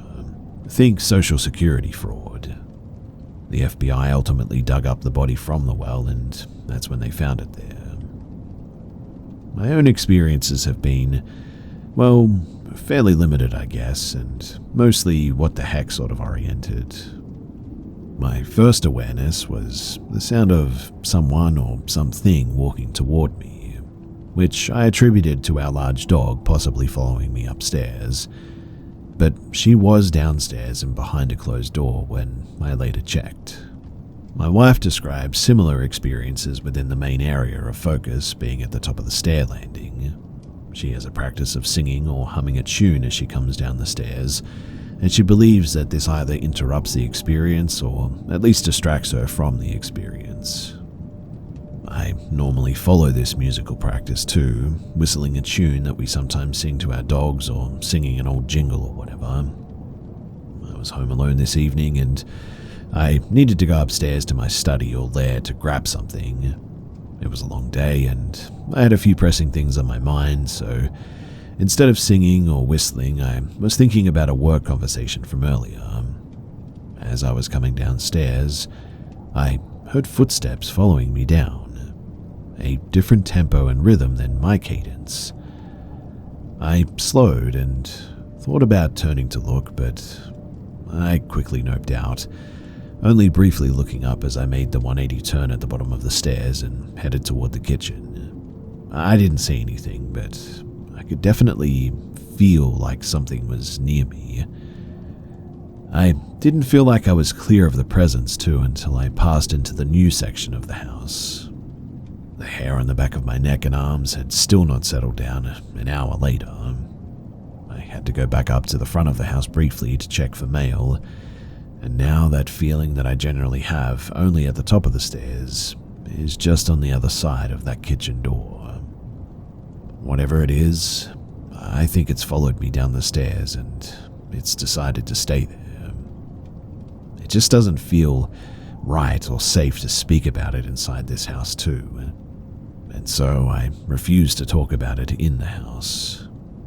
Texting my wife about it or sharing it here feels safe, but if you and I had talked about this whole thing before tonight, then I would have said that I do believe that there is something there, but it's not anything bad. Now, I'm really not so sure. This whole situation seems ridiculous, I know. I know that tomorrow in the daylight I'll probably feel less anxious about it. Well, probably.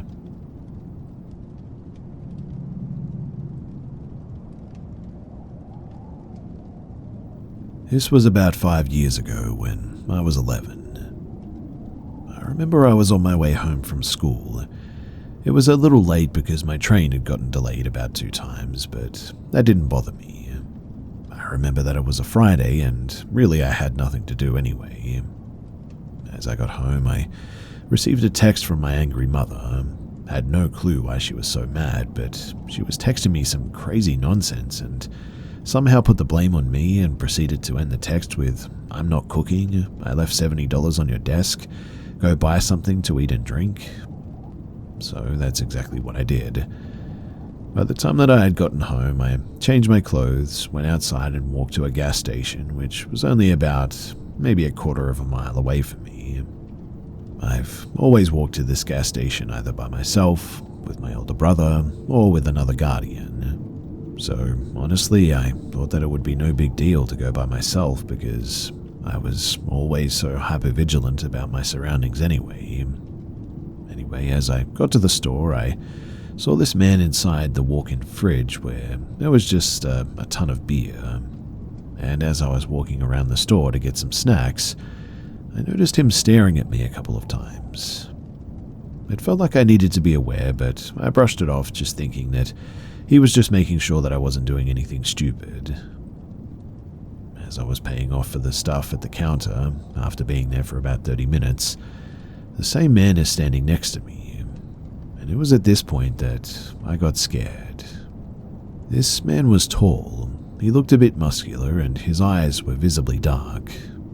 I know some people read hot romance novels, but when a man's eyes go dark, it's not attractive. It's terrifying. As my stuff was getting put into the bag and as the pizza was done, I picked up my pizza and I left. But then the man decides to have a conversation with me. He greets me with a hello. I greet him with a very clear, scared and shaky hi. He started asking me questions like, "How old are you?" I replied back with my age, stating that I was 11. I try walking home around the other way around, but he keeps stopping me in my tracks, and as I was just thinking of all the terrible possibilities if I screamed, ran, or let alone hit him with my bare hands to have him leave me alone, as I stated my age, I noticed his eyes widen even more, and he proceeded to look me up and down, where he asked, "Are you by any chance healthy?" And he asked me some other odd questions, telling me things like, "What alcohol do you like?" I stayed quiet and I just told him that I don't drink. And he started asking me more alarming questions like, "Did you know that you can live without a kidney?" At this point, I had to play dumb for a bit. I replied with something stupid like, "No, that's nice actually." It got to the point where he started asking if he could give me a ride home, and I declined his offer more than 20 times. Until finally, he gave up, left me alone, all agitated, and I sped walked home. It wasn't until the following next year that I saw him again at the mall, and man, I was terrified. I refused to go to that mall because I don't ever want to bump into that guy ever again. There was something off about him, something really off.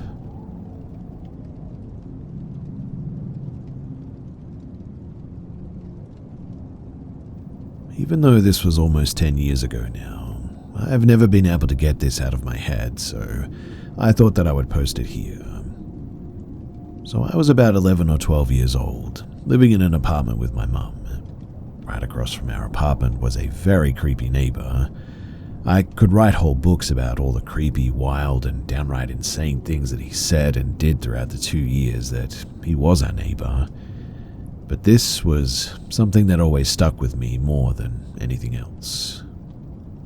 You see, my mum and this neighbor were having a casual conversation with each other, with my mum's goal being to try to find some common ground with him and clear up any misunderstandings or miscommunications that may have led to him to dislike us so much, as he had a pretty blatant feeling of disdain toward us. That much was clear. But evidently something went wrong during this conversation, as my mum suddenly came stomping into our apartment, loudly shutting and locking the door.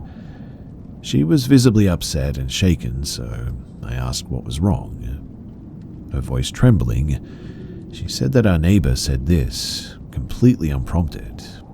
He said, "You know, if I were you, I'd keep your daughter away from guys like me." Now, while I will never know exactly what he meant by this, my mind definitely had plenty of ideas of what he actually meant. At the very least, it felt like a thinly veiled threat. And the worst part was that I was often home alone, as I did online school while my mum went to work. So from then on, I never felt safe when I was home alone, as my imagination ran wild on what he might end up doing to me. Now, I never thought that I would say this kind of thing, and I feel kind of guilty about it, but thankfully he ended up dying before he ever did follow through on his creepy comment. Also, before anyone asks, my mum only told me about this because she wanted to warn me to stay the heck away from this guy, and to never do anything like keep the door unlocked or anything like that. And I can tell you that she didn't have to tell me twice.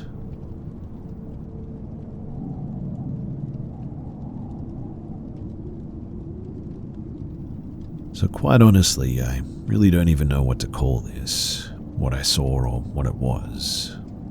I really want to believe that it was just my mind playing tricks on me.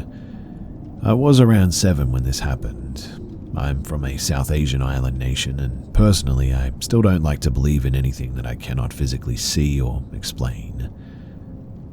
So when I was about 6, we had to move to this old estate house surrounded by a rubber tree plantation. Money was tight and my dad worked out of town. The place was definitely a little bit creepy. Isolated, gloomy, tall rubber trees blocking the sun, but to me it was just home. It didn't feel scary, at least not at first. Now, during monsoon season, the storms here can get pretty intense, and power outages were super common. One of these days, the power went out again. My mum turned on our emergency flashlight and lit a few candles around the house, mostly in the living room and her bedroom. Me and my sister were hanging out in my mum's room, staying out of the dark, just playing around. I got bored and I decided to grab one of our car magazines from my room. My mum used to buy me these all the time, and I didn't bother taking a candle or a flashlight or anything. I knew the house well enough, and the moonlight coming through the trees gave just enough visibility. I went into my room, picked up the magazine, and for some reason I looked out the window, and that was when I saw it. 2 glowing red eyes. Not just glowing, but they looked like shiny glass marbles, deep red, unmoving and just staring. They were only a few feet away from the window. I couldn't move. I couldn't speak. It was like I was frozen. I didn't see any other features, just the eyes, and suddenly they rushed toward the window, fast too, like inhumanely fast. That snapped me out of it quickly. I ran screaming to my mum's room, completely freaked out. I couldn't speak properly for about 10 to 20 minutes. I tried to tell my mother and sister what I saw, but they didn't believe me. Said that I must have seen an animal or was just imagining things. Eventually, the whole memory sort of faded away, and I just kind of pushed it into the back of my mind, I guess. Until recently. So, a few weeks ago, I'm 27 now, by the way, I went to visit my dad at his place. It's the family home, old as heck, like over 100 years old, big and kind of beautiful, but honestly a little bit creepy. My aunt came over too, just to hang out since I hadn't seen her for a while. We ended up having a little barbecue in the evening, had a couple of beers, and started reminiscing a bit. Somehow the topic shifted to creepy stuff. I casually told them the house always gave me the creeps. My dad brushed it off like, come on, it's just old. But then he randomly mentioned how he saw something with glowing red eyes when he was around 7. Same thing, pitch dark night, windy, and he saw this black figure with red eyes watching him. Said that it rushed up close just like that. And I swear I almost had a panic attack when I heard this. It was exactly what happened to me, word for word almost, and I never told him about it. My mum never told him either. So I told him. The room suddenly went silent, and then my aunt, she just sat there for a second and said, wait, Dad told me he saw something like that when he was a kid too.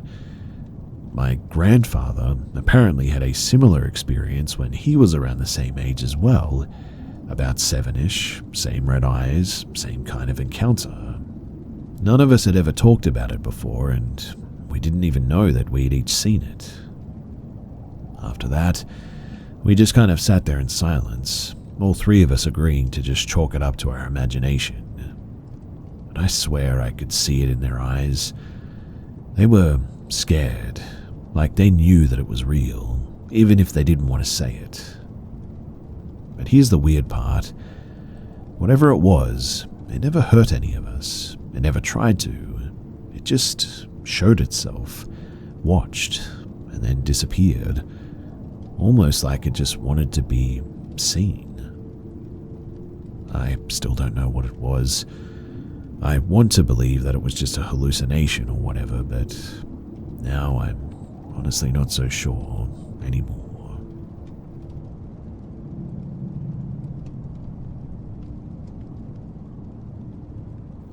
My wife and I were hiking on a particular trail at a nature preserve with our dog one day. We came across some people walking as well, almost like a family, I guess, but they seemed a bit, I don't know, off to me. But they were friendly enough, I guess. They asked what kind of dog we had and how old he was, etc. We answered politely and tried to go our own way, but they tried to keep the conversation going. We politely continued until we eventually made our way toward the trail. About 3 minutes later, my wife and I were quiet, and she said to me, "Where did they come from?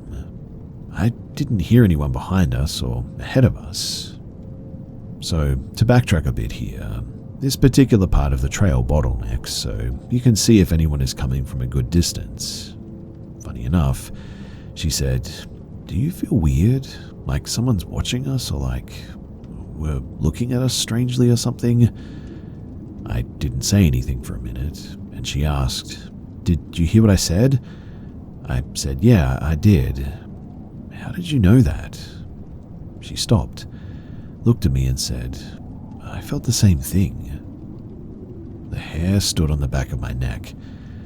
All the while, our dog was walking very slowly with his head down, almost as if he sensed a predator but didn't know where it was coming from and was moving cautiously. We continued back to our car at a steady pace, and eventually we left. We come to find out that there have actually been several cases of people over the years living in those woods and showing up randomly on the side of the roads in the middle of the night, trying to stop cars for God knows what. The woods outside the trails are extremely dense and dangerous to traverse unless you have to and are a professional. Not many weird things have happened to me, and I don't easily scare, but I have never been back there. I feel like they were watching us, and they came out to test our reaction. I'm a pretty big dude, and I can handle myself pretty well, but it always stuck with me, this one. We could just sense that predators were watching us.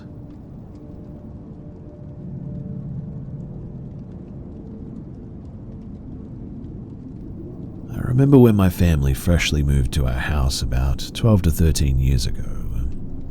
Before we moved in, we went and looked at the house. We had just looked in the daylight basement, which was carpeted. It had a bedroom, a bathroom, a storage closet, and another connected closet that held the water heater. The bedroom had a closet which had 3 huge mirrors as doors. In the closet was a small door that connected to the water heater closet. Anyway, on our way back upstairs from touring, in the basement, my sister locked me in there, which had child lock hinges on the top and the bottom of the staircase door. They were on the outside, like they were either trying to keep a child from going down there, which made no sense for the bottom child lock hinge, but made the most sense for them, or like they were trying to keep something or someone downstairs.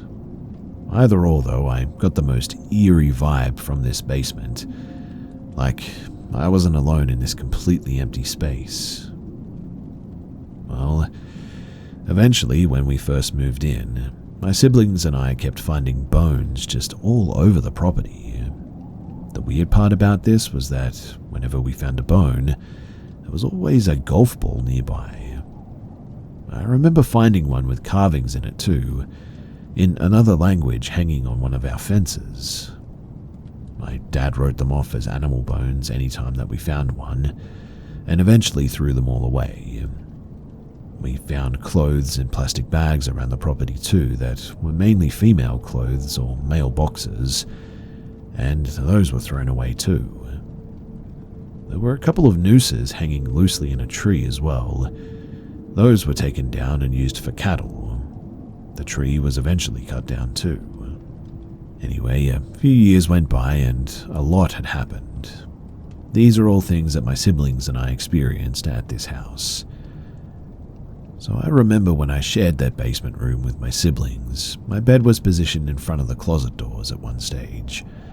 I had woken up but not moved yet, and there was a man crouched in front of me, just moving his head back and forth super fast, so I couldn't make out his face very well. I closed my eyes and he disappeared. After that, we would constantly hear footsteps going up and down the stairs at all hours of the day. I saw a man about the same stature as my dad go down the stairs, so I followed him. I believed I needed to ask him a question or something, and that's why, but the man I followed down the stairs had turned the corner to go into the back bedroom in the basement, and once I got to the corner, he just disappeared. No one was down there but me. My sibling had experienced this same thing too. It didn't stop there though.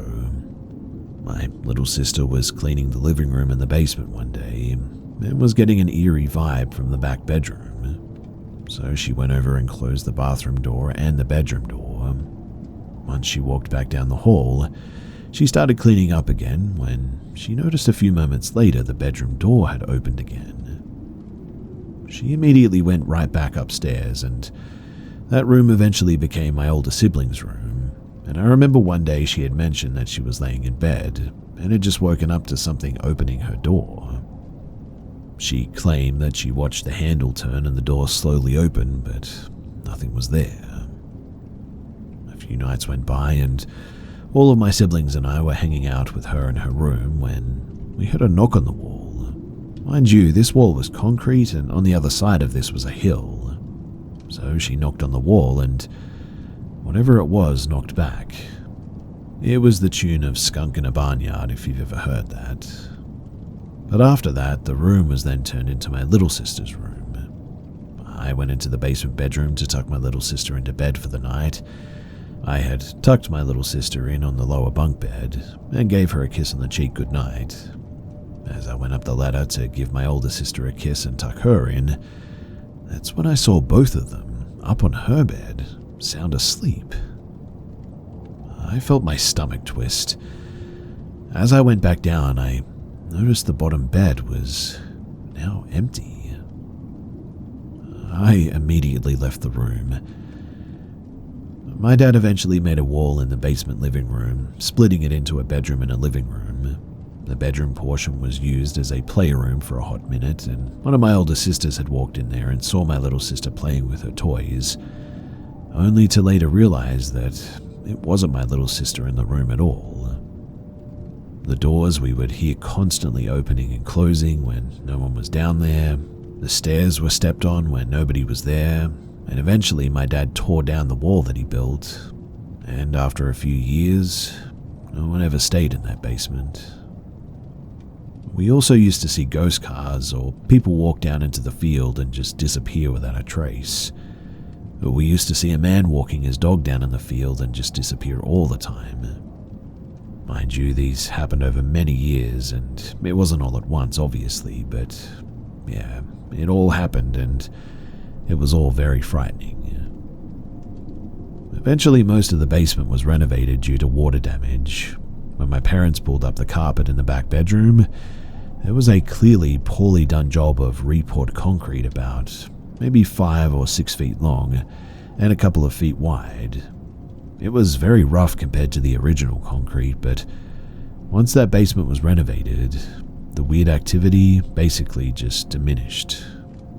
All they did was take the carpet out and 2 of the mirror doors on the closet, and so really that doesn't make much sense to me, but not to mention that I've looked up this house address many times to see if anything had happened there, and to no avail.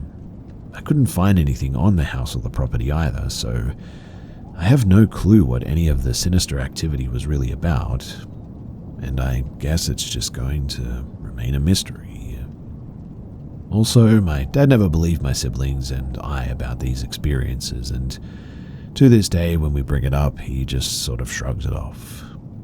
He doesn't even remember the bones, the nooses, or the clothes that were thrown away all the time, but yeah, that's my dad for you, and that's just how he is. I'm sure that there's a lot more that I cannot remember, and no, I don't think anyone necessarily died here, because I'm sure that there would be a record of that somewhere, but I do believe that maybe someone was doing something sinister in the house, like maybe witchcraft, or something was conjured up in the basement or something.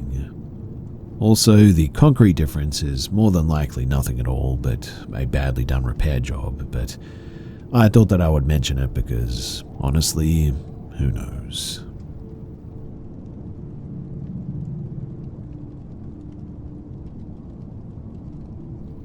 So this was like a decade or so ago, but I've always wanted to know what this thing is.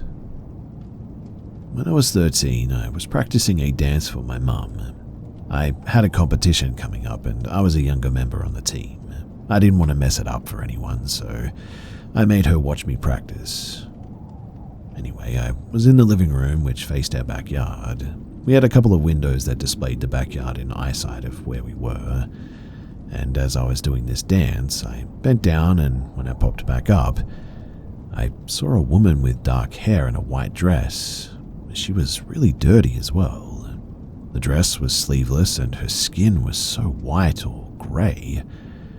Around her eyes was all black, as if she'd applied black eyeshadow all around them. You couldn't see her eyes, as they were also black and blended into the black ring around them. Her teeth looked sharp. All of her teeth looked sharp. She was just staring at me. I froze. I stared at her for what felt like a minute until my mum said, "What is it? What are you looking at?" She was panicked because, obviously, I just stopped all of a sudden and was just staring past her.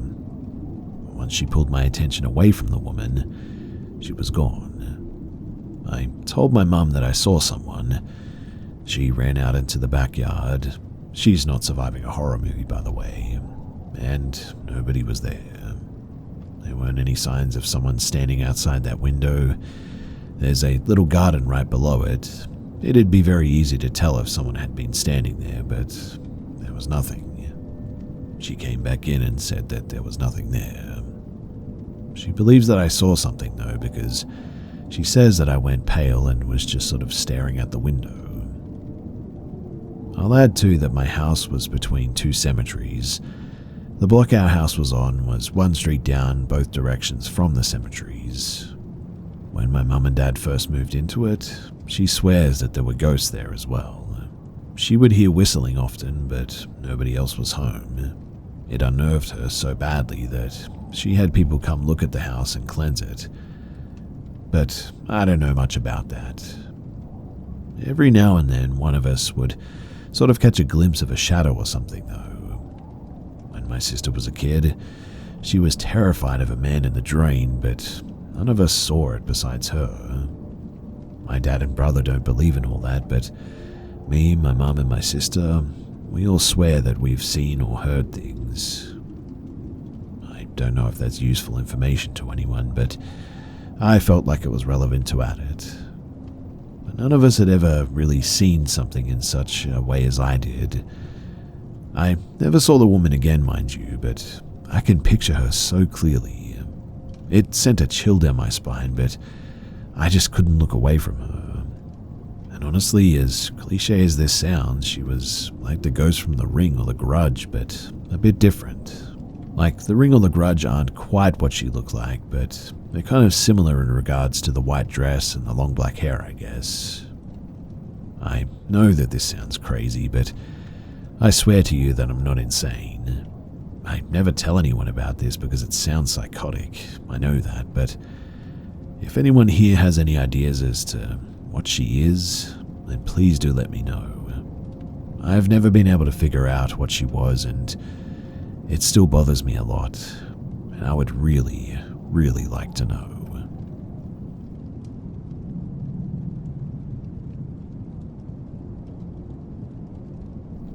This is a story about an old barn that my dad was thinking about buying one time. The location was up in northeastern Montana. The barn had been a part of an old ranch at one time, but the rest of the homestead had been destroyed or otherwise dismantled. So the barn was really the only building left standing on a nice flat piece of ground, perfect for renovation for an indoor workspace, storage, vehicles, or gear or something like that. Anyway, I went up with my dad when we went to walk through the place and take a look at the interior, and it was immaculate inside. The barn had 4 or 5 center stanchions about 10 feet apart down the middle of the barn from the floor to the roof. The place was quite sturdy because of this as well.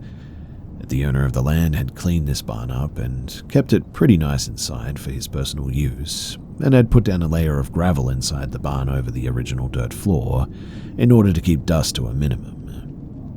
Dad had bought one of those wind-up cameras from the store where you could sort of wind the wheel and snap like 15 photos or something, and have the photos developed at Walmart. So Dad took a bunch of photos of the interior and the exterior of the barn so that he could show Mum the building once he got them developed. He got the photos back from Walmart about a week later, brought them home, and we looked through them as a family around the supper table that night in our kitchen. All the photos were normal, except for one. It was of the interior, taken from the inside, the front door, a few paces in, I would guess. And in this particular photo, the barn was a complete mess. Nothing like it had been when we were there. Just hay everywhere, falling from the hayloft, and no gravel covering the dirt floor or anything. When we pulled this photo out from the stack, we were kind of confused and thought that maybe we had gotten somebody else's photo in our group of photos, but it was clearly the same barn. The thing that stood out to our family about this photo of the interior of this barn was on the first center stanchion there was a silhouette of a man, but with no head, and footprints on the dirt floor leading in, but not out of the barn, stopping at the first stanchion. Dad and I went back up to northeastern Montana later that year in the fall to do some hunting, so we went and spoke to the guy who owned this barn, showed him our photos, and the weird photo as well. When we showed him that photo, his face immediately went pale white, and the look in his eyes was one that I had never seen in another person. He told us that his grandpa had been murdered when he was a small kid, but his parents never told him about what happened, and the murder was never solved. Needless to say, Dad never bought the barn, and the owner, he had it torn down the next year. and it is definitely one of the spookiest things that I've ever been a part of in my life.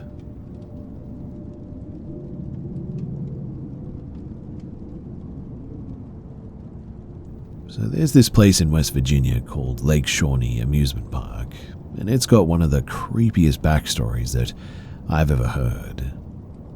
It's been abandoned since the 80s, but people still talk about the weird stuff that happens there. The land it sits on has a violent past. Back in 1785, a settler named Mitchell Clay lost 3 of his kids. 2 were killed by Native Americans, and the 3rd was captured and burned at the stake. Clay and some others retaliated by killing several Native Americans. And so yeah, not exactly a peaceful ground to build on. Well, fast forward to 1926, when a guy named Conley Snitto decided to open an amusement park there. It had all the usual stuff: a Ferris wheel, a swing ride, even a swimming pool. But accidents started piling up. 2 kids drowned in the pool, and in 1966, a little girl died on the swing ride after a delivery truck backed into it. The park eventually shut down in 1967 after failing a health inspection. In the 80s, a former employee named Gaylord White bought the land and tried to reopen the park, but after just 1 season, it closed again. Insurance costs were too high. Then things got even weirder. White's crew started digging for a new attraction and found Native American artifacts and human remains. Archaeologists eventually uncovered 13 skeletons, mostly kids. Now, people say the place is haunted. Visitors report hearing children's laughter when nobody's around, and some have seen apparitions near the old rides. The swing ride where the girl died is still standing, rusted and motionless, but some swear that they've seen it move on its own. The park has been featured on a bunch of ghost hunting shows. They all say the same thing. There's just something not right about that place. And so if you're into haunted spots, Lake Shawnee is open for guided tours during Halloween season. Just don't take anything from the site. People who have pocketed souvenirs have reported bad luck until they return them, apparently. The creepiest part, though, in my opinion, some say that the spirits of those buried there, that they've never left.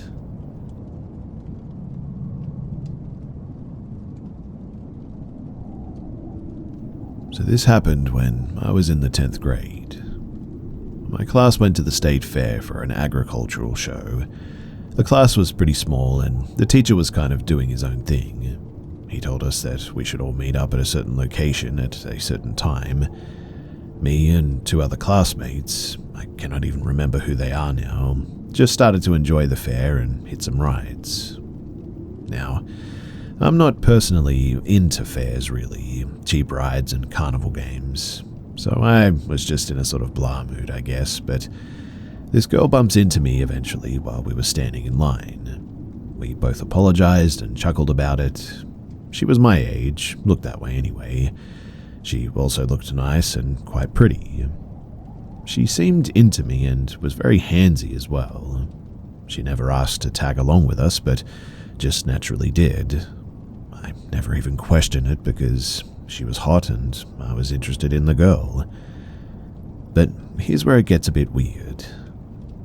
Looking back, I see a lot of red flags too, but in the moment it was awesome for me. So we went on this dark ride that was supposed to be scary. You know, the ride where you ride in a moving seat into a crazy-looking clown head sort of thing.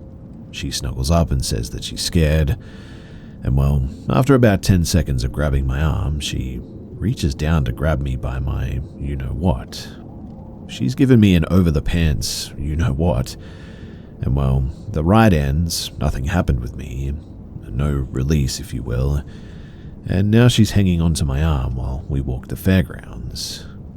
She's giddy, I'm happy. She starts telling me how she's from Hawaii and they used to have fires on the beach and play music on a guitar and how she misses it. Well, she says let's go somewhere. Sure thing, I say, whatever you say. She proceeds to take me to the section of campers where all the carnies live after work. She takes me to this specific spot where 3 campers were in the shape of a triangle and we were in the center. She pulls me close to her body and starts making out with me like a mad person. Keep in mind too that I've barely done anything like this. I was scared out of my mind of getting caught, in fact, but she keeps my attention to her because I was sort of looking around. She asked if I wanted to go inside. I said, inside where? And she said, that camper, and pointed to a really crusty looking camper. And I was about to say sure, and then a security guard caught us and made us leave the area. She bolted and I went back to my friends. I didn't see her the rest of the time that we were there, which was at least another couple of hours, and I was keeping a keen eye out for her. Now, I have thoughts about what was in that camper, what would have happened to me. Was she a prostitute? Was she a ploy to get me inside, and they would lock me in a box just big enough to live until I was transported? Would I have been in the sex industry the rest of my life? I have trauma and nightmares from this, in fact, and while it may have just been me overthinking things, maybe she really did just want to hook up. But something tells me that I think that I definitely dodged a bullet.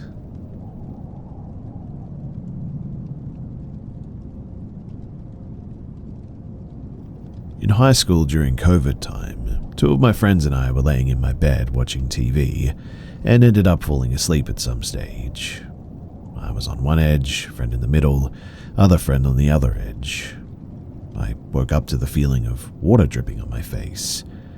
I wiped it off and turned to my friends, both still sleeping, and woke them up and asked if they were trying to mess with me. They said no and didn't know what I was talking about. The friend in the middle realized that she also was wet, but it was her shirt instead. It had about a palm-sized watermark. We looked around wondering where the water could be coming from. There was a glass sitting above us on the headboard, but it was empty and sitting upright, untouched. They swore up and down that they didn't do it though, and we were all pretty freaked out by it. I begged them to stay the night because I was scared, but in the end they had to leave. Now, later that night I was laying in bed and I could hear something rolling around on the floor underneath me. I was confused by it because the day before I had vacuumed under my bed and knew nothing was down there. I ended up going to sleep, and the next morning I woke up to find Tootsie Fruit chew wrappers under my bed, which I don't like and definitely didn't have in my room. Same day, still very freaked out, I was on TikTok and my sister had sent me this really creepy video of this demonic-looking face with eerie music playing. I messaged her and asked why she would send me this because it was so creepy looking, and I was already on edge. And she told me that she had no idea what I was talking about, and went and checked. Then messaged back saying that she never actually sent that video before and didn't send it. It freaked us both out, and we were telling our family about it at dinner and went to show them the video. And it had disappeared from our message thread. Then, I think the next day or a couple of days later, I went to a gas station and was buying a Powerade and a snack. When I went to check out, the cashier asked me if I wanted to grab another Powerade or something. I asked if there was a deal going on, and she just flipped the screen and showed me the total was $6.66. So naturally, I bought another Powerade. I ended up going to a native store that sells sage. The man who owned it blessed me with sage and prayed, and sent me home with more to burn in my house. And, thankfully, nothing else happened after that. But I've always wondered if it was just some really random or crazy sort of coincidences, or if there was something more to it. The incident with the water definitely freaked me out the most, mainly because other people were there and obviously we could actually see the marks. The other stuff, maybe it was just some convenient timing or something, but still, it was a really weird experience and something that I just still don't have any answers for.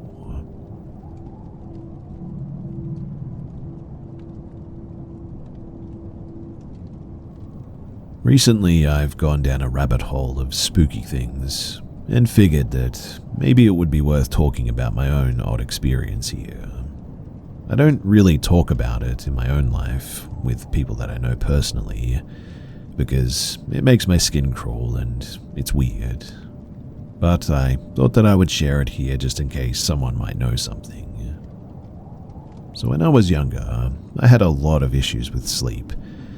I don't remember a whole lot of my childhood, but I know that I wouldn't sleep for long periods of time. Frequently bothered my parents in the middle of the night, in fact, had reoccurring nightmare terrors, and would even talk in my sleep.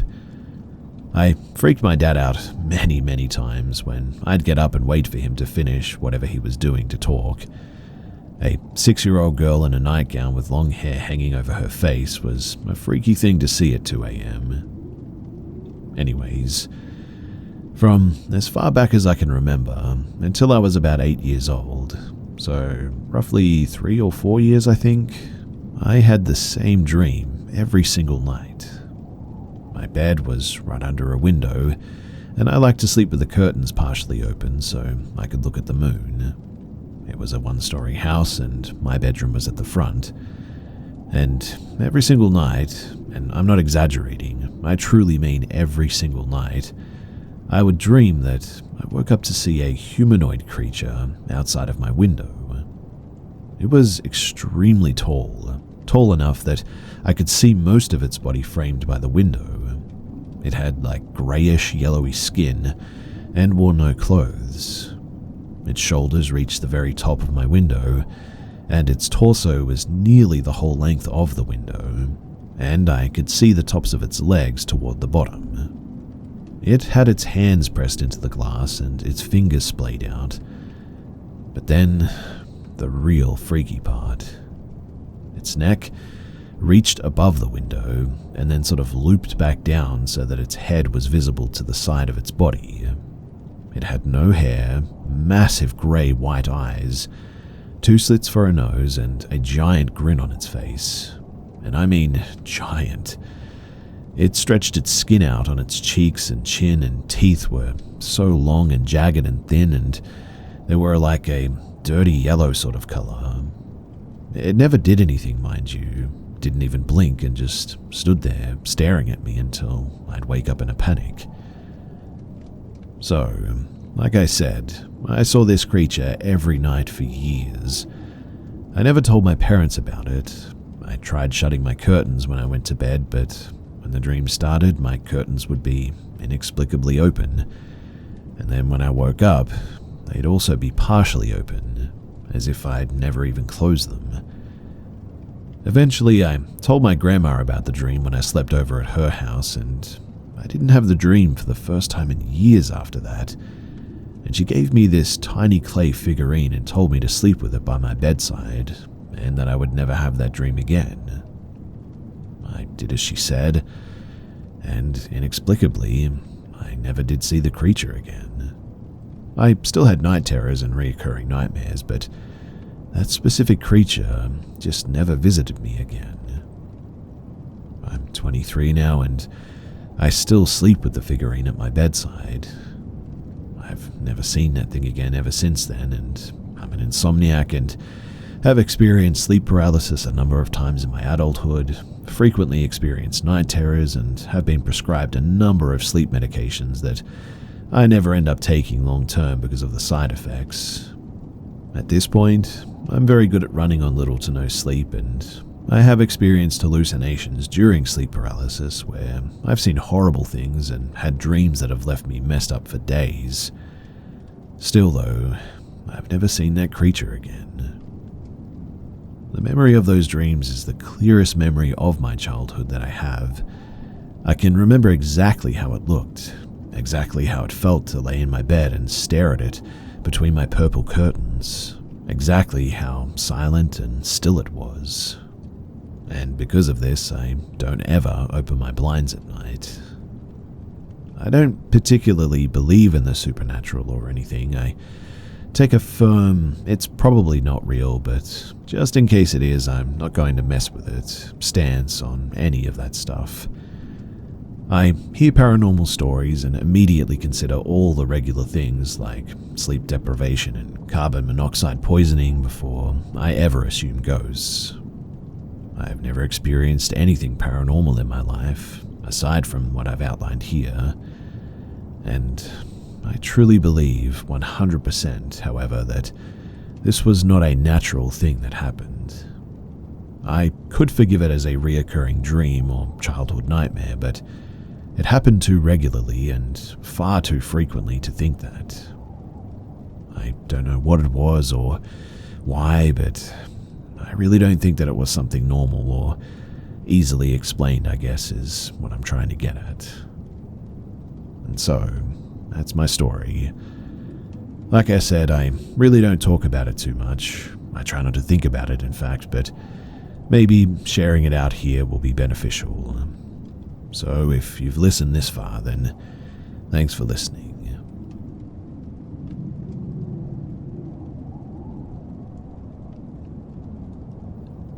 This all started when I was about 10 years old. We moved into a large brick house that did have a kind of creepy vibe, I guess, with old chandeliers, dark staircases, and long hallways and all that. But it all started small. Lights turning on and off randomly, radios turning on in the middle of the night, things like that at first. Quite honestly, too, I just sort of explained it all away. I'm really not sure how, but I didn't think too much of it at first. But things really started to shift when I started having really, really bad nightmares. Nightmares no child should be having. I was 12 by this time, and I didn't consume any frightening material as I was a really sensitive kid that loved plants and animals. I started waking up from nightmares around 3 usually, and just having these insane feelings of dread and terror, not just from the dream, but I thought that didn't help, but by a palpable feeling in the air, I guess. I would then hear footsteps walking down the hallway and stop in front of my door. Then my door would creak open, and though I couldn't see anything, I was frozen in fear. I could never forget that feeling too, that something was in the room with me, just watching me. By this time, I'd actually developed a fear of sleeping, and I developed a stutter as well. I really thought that something was psychologically going on with me, and so I finally got up the courage to tell my mum, and I didn't understand what was happening, so I told her that I needed to see a psychologist. She asked me why, and I told her that something was upstairs at night. And she looked at me in this weird way, raised her eyebrows, and never brought it up again. This was in the 90s, so no one talked about this stuff. But after that, I assumed that I was alone in this experience. That's how it started, but then it got more violent. I started having dreams about a dark figure with red eyes hovering over me when I slept. It was a horrible feeling, same as in real life. I would try to say the word Jesus in the dream, as I had heard saying his name could dispel something evil. In the dream, the figure would reach out and grab me by my neck and choke me so that I couldn't say a word. I would wake up gasping for air, and then the paranormal activity would ensue. I even heard voices, laughter, and could swear that I saw a figure in the corner of my room. One night when I was avoiding sleeping, I was playing video games with my younger brother, and it was around midnight. He asked what I was still doing up, and I said that I just couldn't sleep. He said, "Because of the thing that lives up here?" And my eyes immediately got so wide. We were not a sharing, emotional, or talkative family, so this piece of information changed, well, everything. We began swapping stories, and before I could even describe my dreams, he told me that his friend saw a black figure with red eyes and refused to ever sleep over again. And I knew then that I wasn't crazy at this point. But really, the story just began here. My early teenage years were nearly absorbed by dealing with this thing and trying to understand what it wanted, why it was there, and how to be rid of it. It's a long story, but To summarize, I learned it was some sort of an entity that fed on fear. The more afraid it could make me, the more powerful it seemed to become, and the more frequently things would happen. I had to teach myself to not be afraid of it, and that was a whole journey, let me tell you. I needed to believe that I was more powerful than it, and I will never forget this as long as I live. Once I moved in college times as well, I never experienced it again.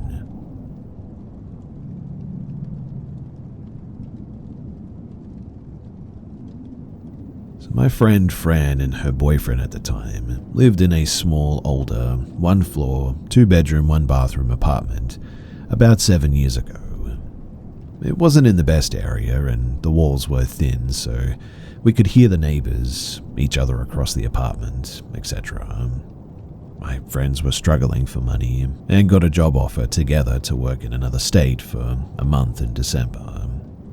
They didn't want to leave the apartment alone for that time, so they asked another friend, Jude, and myself to house sit for them. We didn't have jobs at the time, and we had spent the night there plenty of times before, so we didn't have a problem doing that for them. Jude and I slept in their bedroom since the secondary bedroom was occupied by Fran's sister, Denise, who was in and out of the house pretty much every day. Basically, she was only there to sleep and was there from about maybe 8 p.m. to 7 a.m. Denise's son, 6 to 7 years old, visited every so often as well and was a sleepwalker or got up in the middle of the night. And so they put up motion sensor lights from the hallway to the bathroom for him. These lights went off all the time, even though it took a person to trigger them. We tested this by tossing small things down the hallway and it never went off. And that was really just the start of it all. Now, the apartment was decorated with Christmas things.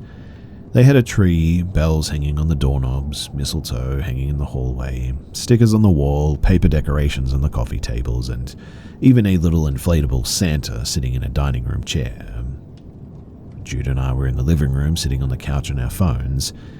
Behind the couch was a wall sort of connected to the hallway which led to the bedrooms and the bathroom. To the right was the doorway leading to the kitchen and the mudroom, and to the left of the couch was the main entry of the apartment.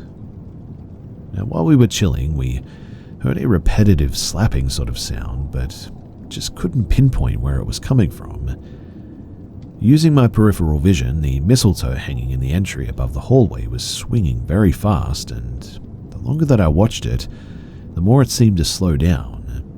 Then it got smacked and landed across the living room. Even though it was winter, we never turned on the heater or the fans or anything, and the way that it got tossed across the room just couldn't have happened from the tape or tack holding it in place.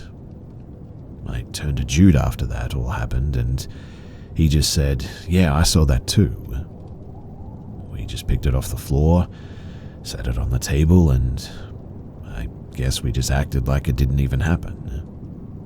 On another occasion, when Jude and I were hanging out in the living room, we watched one of the paper decorations fall off of the coffee table and fall down the Christmas tree. Then we heard a thud in the hallway, and we ignored both things until bedtime. The bedrooms faced each other, and in between them was a blank wall where Fran hung Christmas paintings and all that. The painting was on the floor but leaning against the wall, and the nail holding it up was still on the wall, so it's not like the nail was loose or anything. We also heard the jingle of bells on the doorknobs jingle on their own as well, and Jude was in the apartment alone for a day when I went home to do some laundry. He was in the kitchen, cooking some ramen on the stove, and felt something swipe his back, he said. When he turned around to see what it was, the inflatable Santa was turned around facing him, and at that he got a really bad feeling. He ditched his noodles and went to his room and went to bed. I never felt this, but both Denise and Jude said that while in the bathroom they felt something swipe or poke their sides. And really, I just don't know how to explain it, but I had such anxiety and fear while looking at or into the mudroom that I just still cannot explain what that was. I always focused on a dark spot in there, and I never saw anything happen, but I guess I was always anticipating to see something. With all that said, it never really felt evil or unwelcoming, I guess. Fran had been very stressed dealing with things between her boyfriend and Denise. I know entities feed off of negative energy, so I guess we just sort of chalked it up to that in the end. We told Fran right when she got home, and she told us that she had recently experienced things there too. One being that she saw Denise's boyfriend come out of the hallway and head towards the main entrance. She was about to ask him something, but didn't see him in the living room. And the door hadn't been opened, and he was actually in Denise's room the whole time. And yeah, these are pretty unforgettable things, and something that I guess will just stick with me for as long as I live.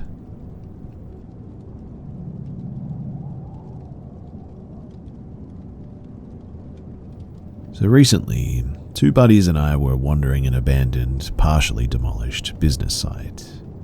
There was a long, narrow warehouse-type structure with a ramp inside about halfway, but we entered at the rear through a doorway, mostly empty, some boxes and chairs strewn about.